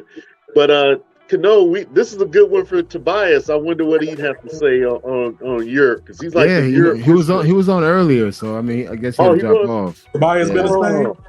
Yeah, he's been to Spain. I mean, Tobias, he's all over Europe, so that's his thing. Also, he got that figured out. I say this too. I was in Spain, watching so much goddamn VIP honey, so many blue chews, so much ginseng got fucking wasted. Hey, you know what's crazy? He had to use them on the bitches back in America. Yeah. All right, look. Right. I'm gonna tell you guys. Okay. I'm gonna tell you guys my strategy if I was in Spain. If I was there with you guys, right? All right, cool. We can't bag. We can't bag any local chicks. I would say, hey, yo, find where all the Africans go hang out. Yes, that's my thing. Dog, y'all know me, Bradley, AJ. You know how I move, man. I'd be like, okay, plan B. We need to scrap everything we did, what we planned for, and start plan B. Find what all the African restaurants are, African clubs. Let's hit them spots up. And them joints be jumping too, man. Like, and I'll be like, yo, okay, we're gonna go out there and we're gonna make the best and make it happen. Similar to what we did in Brazil. That beach party. We made it happen. It's like, yo, fuck it. I'm gonna make it happen. Let's go out. You know what? Let's go do what we gotta do. Get a bottle service, whatever. Yeah, hey, what you doing? Bring your cousin, your sisters, or whatever. Let's go hang out. Let's party. And trust me. I bagged an African chick from Zimbabwe, bro. And okay. Let's just say we had a good time, bro. So I changed my strategy after I realized Spanish chicks where I said, nah, we got to switch it up. They're not feeling me. Let me switch it up. Africans show love out there. Hey, bro. Tell them the whole story, bro. Tell me to join, man. Big Mike. Story. Whole night. Who's Big Mike? Whole night be speaking fast the whole night. I like Big Mike. Nah, Big Mike, though. Big Mike? Big Mike is preaching. I like Tell me if this riding school where chicks go out. Okay. I don't know him, but I like him. Hey. Now, Ken, I was gonna say, man, like after so many days, we had so much backup. Bro, so Brad had bagged his African chick from Jamboree or whatever. Yeah. I think at that point he had so much backup, man. According to him, allegedly, the nigga skeeted her eyes. Let's just say, hey, we're gonna keep it YouTube friendly. Let's just say I had an accident, and she said, "Me ojos in Spanish." It means my eyes. Let's say it was an accident. Huh? It was a spill on L3. But hey, hold on. How she say it, bro? She said, "Me ojos." True story, bro. True story. One thing, guys, when you travel, and again, you guys are becoming more travel vets, always have a plan B. If plan A ain't fucking working, all right, cool. Where all the black folks hang out? That's my thing. It's just like, okay, where, because black folks are everywhere. So find out where the black folks hang out at and just go there. Ken, you're right. Hey, yo, Ken, I was trying to use my plan B, but I couldn't fuck on nothing. No. but sometimes you gotta hit that slump buster, man. Like you might have to do the African spot first and then come back to your goal, you know, and it sometimes the universe works like that, man. Yeah. No, I see what you're saying. I guess that in that sense, that's what we were kind of stuck on. We're like, I want a local Spaniard. I like while I'm here, I want to fuck with a local Spaniard, but you know, at the same time, I guess if we really wanted to, we could have been like, yo, let's just go. Since we get love from foreigners, let's go to their clubs, you know. And that's what I would have done. I would have done that. It's like, okay, all right, I'm getting a lot of love from this group of people. Where you go party at? Where your restaurants at? Where you like? I go hang out where they hang out at. Yep, your point. And a lot of times it's like the waitresses and the everyday people that's going to really give you the love, not up at the club. Like you talk to some of the waitresses, the hotel front desk clerks. But thing is, Marty, we were talking to girls on the street. We wasn't only going to, we was girls grocery store on the street walking. We were talking to all type of women. So it's just like, it wasn't a receptive feeling to where you can actually approach a chick and have a conversation. They're not very receptive to like a lot of brothers out there, man. As soon as they see your brother, they're like, oh my gosh, let me get away from this guy. Yeah, I had a couple negative experiences in Barcelona, like with restaurants closing earlier than with their time that they had posted. So like I would get there like 15 minutes before, and then they act like they don't want to serve me the full menu. Like they want to give me some little garbage ass like abbreviated menu, and I'm like, wait, the gringo menu spot ain't closed, you know. So I kind of had a bad issue with that, like a couple times. Like it's almost like they don't want you to come in there and shit. They look for an excuse. We had taxi drivers drive off on us. We trying to get a taxi, they just drive off. We had waiters. They would like act like they didn't want to service, or they would swap out waiters on us. They swapped out the waiters on us for no reason. So it's like black people have some type of like stereotype and stigma out there. I don't know exactly. It's not a good one though, because most black people there are down bad economically, and they don't well, and they don't have they think we're all African, and they don't do well with the local women. None of them had beautiful local women. And I was just about to say they probably thought we were African, you know, and they didn't want to play. Maybe. But either way, even if we were African, like, you know, we still should be getting a receptive treatment. You don't get that there. You know what I'm saying? Yeah. The overall energy and vibe, it wasn't there for me, dog. It wasn't there. Yeah. Not a welcoming vibe at all. And guys, keep in mind, a lot of black women have complained about Spain as well. Not just black men. Black women have complained about some of the racial mistreatment and discrimination that they felt during their travels in Spain. So Spain is not the place you want to fuck with. Funny, Ken, we did. Yeah, we actually did. We met a black woman out there outside the club at Jamboree. She loved it out there, but I mean, she did acknowledge the racism out there. But she said, you know, at the same time, for a person like her, it was like all about the photo ops and getting it in, you know. But some Spanish men will fuck with some black women out there. So I'll say, like, you're a black woman, you want to go to Spain, hey, you're gonna have some fun. Black men, it's different. Not for black men. It's for black women, but not black men. Thanks. Black women get fucked. Mm-hmm. Yeah. Hey, this has been an interesting conversation, guys. It's been over 2 hours of just live, crazy conversation. I have to go right now. Hey, this is a great topic, man. I guess, you know, it'd be great to close it off because it's going to be 2 hours and 30 minutes. So I'm going to give you guys each a closing statement, you know, say your piece, and just close it out, guys. So I'm going to start with AJ. Yeah, my phone's about to die, so I'll just end it with this, man.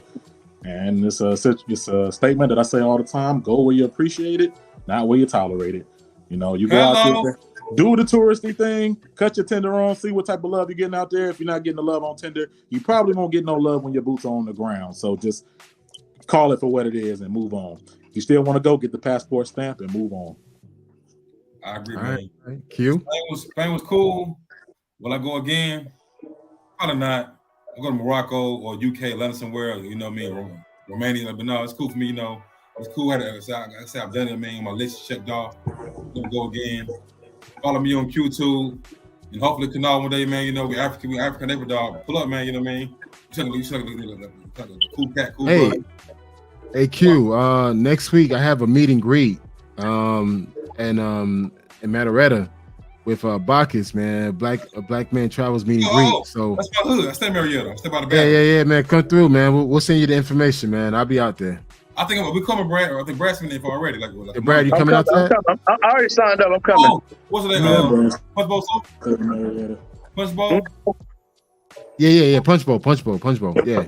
I'm there. I live 5 minutes from Punch Bowl. All right, cool. Yeah, we'll meet up, man. And definitely Kenya. You guys say Kenya next year, right? April. Kenya, Nairobi for sure. Kenya, tickets already? Y'all birthday, you and Brad's birthday, man. Let's get it. You guys bought tickets already? Not yet. At the end of November. But even I mean, still, you guys got dates? You guys have dates? We got Yeah. dates. We got dates. Yeah, days. For how long? a week. 9 days. A week? 8 days. I could do a week. I can't do more than a week. No, well, you know why though? Because I say let's do a week. No. AJ, the first time was so Please come, bro. You have to come. I'm saying, I gotta come. It's gonna be some coming, all right. No. I've been on Tinder. I already have 5 wives in the village. I have my own tribe. Ken, according to the feedback we be getting, hey, yo, we gonna start a whole new community. What's the new community gonna be called? The Passportians? Passportian tribe. We got a new tribe, Passportian tribe. We're gonna try in Kenya. Hey, you know what? You guys send me the details because if it's fall on my birthday, yeah, I'm down to go. It falls on your birthday. We're going on your birthday. Yeah. You said on the 18th, right? Yeah. Yeah. I'm down. Yeah, put me on. All right. Hey, you know what? If anything, hey, let's create a WhatsApp group between us. Let's do it. We can start the communication planning. Oh, for sure. All right. You know And what? we'll show you some Tinder profiles to convince you, man. Nah, hey, dude, there's no need to convince, man. That's content for me. So I've been meaning to go there. So yeah, I'm gonna add you to our current group, and then I'm gonna lit. All right. Hey, Bradley, close it off, man. So Let what's me your close take? it. Okay. Let me just say, I've been to over 10 countries at this point. Like, if you want to go to Spain, you have to go for a reason. You go there for pictures, maybe the culture, but you don't go for women. For me personally, Spain is at the bottom of my list. It was a little racist out there. I would not return again. I haven't been to the place that Marty was referring to. Maybe that's a little better. However, Barcelona, Madrid are the two main cities. I've been there, and it's not catered for black men. Nope. So you have a lot of options to go to in the world. Europe, you have even better options in Europe. So I would not refer you to Spain because I've never been in it. My personal experience, I've been a lot of places. I'm just advising you, don't go. If you go, you've been warned by me not to go. And you can put your Tinder there, preliminary research. I've talked to a few other people after the fact. They confirmed what I was telling them. So I'm going to advise you not to go to Spain. However, it's a beautiful country, beautiful women, but it's not for black men. That's my final thoughts. A lot of other places you can go. And I just keep it real. I don't want other brothers to go through what we went through because we didn't have the best trip. And there was we spent a lot of money and we could have went to a lot of other places that probably would have gave us more bang for the buck and been a lot better. So I just came on here to give you the real talk. Anybody wants to say different, they can message me, talk to me. I'll give them the straight real talk on Spain.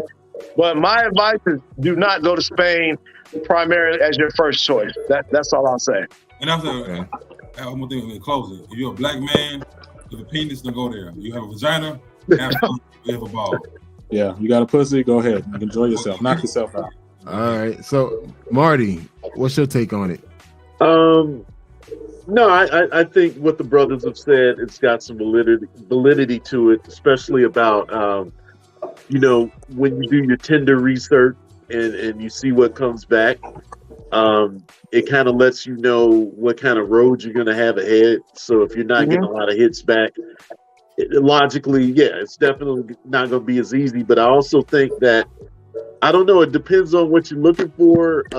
I wasn't so necessarily dead set on just like your typical native Spanish chick, because I think I like chicks with more like frizzy hair and all that stuff anyway. So I was getting that, so I was satisfied. But I think if I were to stay there a little bit longer, I could have gotten into some of the more local chicks like you guys have talked about. So I don't know, man. I think my opinion is you got to be a little bit more patient. It's not going to be like cracking from the door like Brazil or Sasua or something like that. Orlando. Well, I'm talking about international. But so I don't know. You might have to give it a little bit more time. And if you have time, then good. If not, then yeah, maybe you should just not have your expectations high and just move fast. But I think it does depend on the amount of time you got there and what your objectives are. So. But yeah, I appreciate you guys, and I like the fact that you guys are trying new countries, man, and seeing it for yourself. Hey, what do you guys take on this question right here? I heard one MT praises Spain from his experience. Does the skin tone matter? He's a light-skinned dude. I would say yes. If I'll be sure, you might get off. If you have blue eyes, you get off. If you're like me, a dark horse, right? No Ross for you, though, brother. Bradley, what do you take? Because you kind of in the middle, Bradley's damn near Spanish. Hold up, right. Yeah, say it again, Bradley. I would say skin tone does matter there. Like, you know, I did get a little bit of play. I mean, I'll be real with you. They're big on that skin tone stuff. All that stuff is real in Spain. So I'm not going to pretend like if you're not lighter skinned, you may not get more advantages out there, because I think you will get it. If you are darker skinned, you're going to have a hard time in Spain. I will say that. Like, I'm going to agree with that aspect. Okay. I know one MT, I respect his channel a lot. I watch a lot of his content. Yeah, he's more lighter skinned, so it's going to be a little different experience for him. You know what I'm saying? I mean, someone like me, because I'm a big black guy. Shit. So it's just like, instantly they're going to think I'm Nigerian, from Senegal, Senegal, whatever. Yeah. So it's just like, I won't get any love. Yeah. I know. No, you won't get any love. No. Yeah. I feel like, like one of the statues. In Spain, I feel like I was the BDD. Black Dick Demon. Black Dick Demon. Black Dick Demon. But he's stupid as hell. He black. He black. I'm looking at a black dick. No. Hey, hey, Q. I definitely got to travel with you, dude, because I'm a wild dude, man. And AJ and Bradley would tell you, man, I'm a wild ass dude when I travel. Wild. I think Q may have you be. He might be even more wilder than you. What? He's a wild boy. Stop it. Facts. Stop it. Facts. He's a wild. Both of y'all wild boys. He's wild dog. He's a facts. Hey, one thing I like about this is that everybody has traveled there themselves and they got their own opinion of it, and I think that's really the whole point of. I agree. Our so-called group, you know what I'm saying? Like, get out there and experience the world for your damn self. Don't let somebody else form your opinion. You know, and you go out there, either you feel it or you don't. But at least you live, you know. Thanks. And this is where I want to close it. I mean, this is where I want to close it in regards to like travel experience. Travel experience differs between people. Your experience may be different from my experience. So for me to tell you like don't go to a particular country, I cannot do that. You know, my experience may be awful, but you may have an amazing experience. So I say go and experience it. If it's not for you, great. You got a stamp in your book. You got one country knocked off your list. But you know, at the same time, at the end of the day, it's all about your experience. Make sure that you prepare for your trips. Make sure you do your research, and make sure you have a plan B. Never go just with a plan A. If things ain't working for you, hey, you know what? What's the next best thing? And also, too, make the best out of every situation. You know, hey, you know what? If things ain't connecting as you thought, you know what? Go out and just enjoy yourself. Enjoy your own space. Because a lot of times we don't do that. So with that being said, you know what? I really appreciate you guys taking the time to sharing your experiences on Spain and letting guys know the real deal. Because again, there's a lot of guys out there praising these countries, not telling you that, you know what?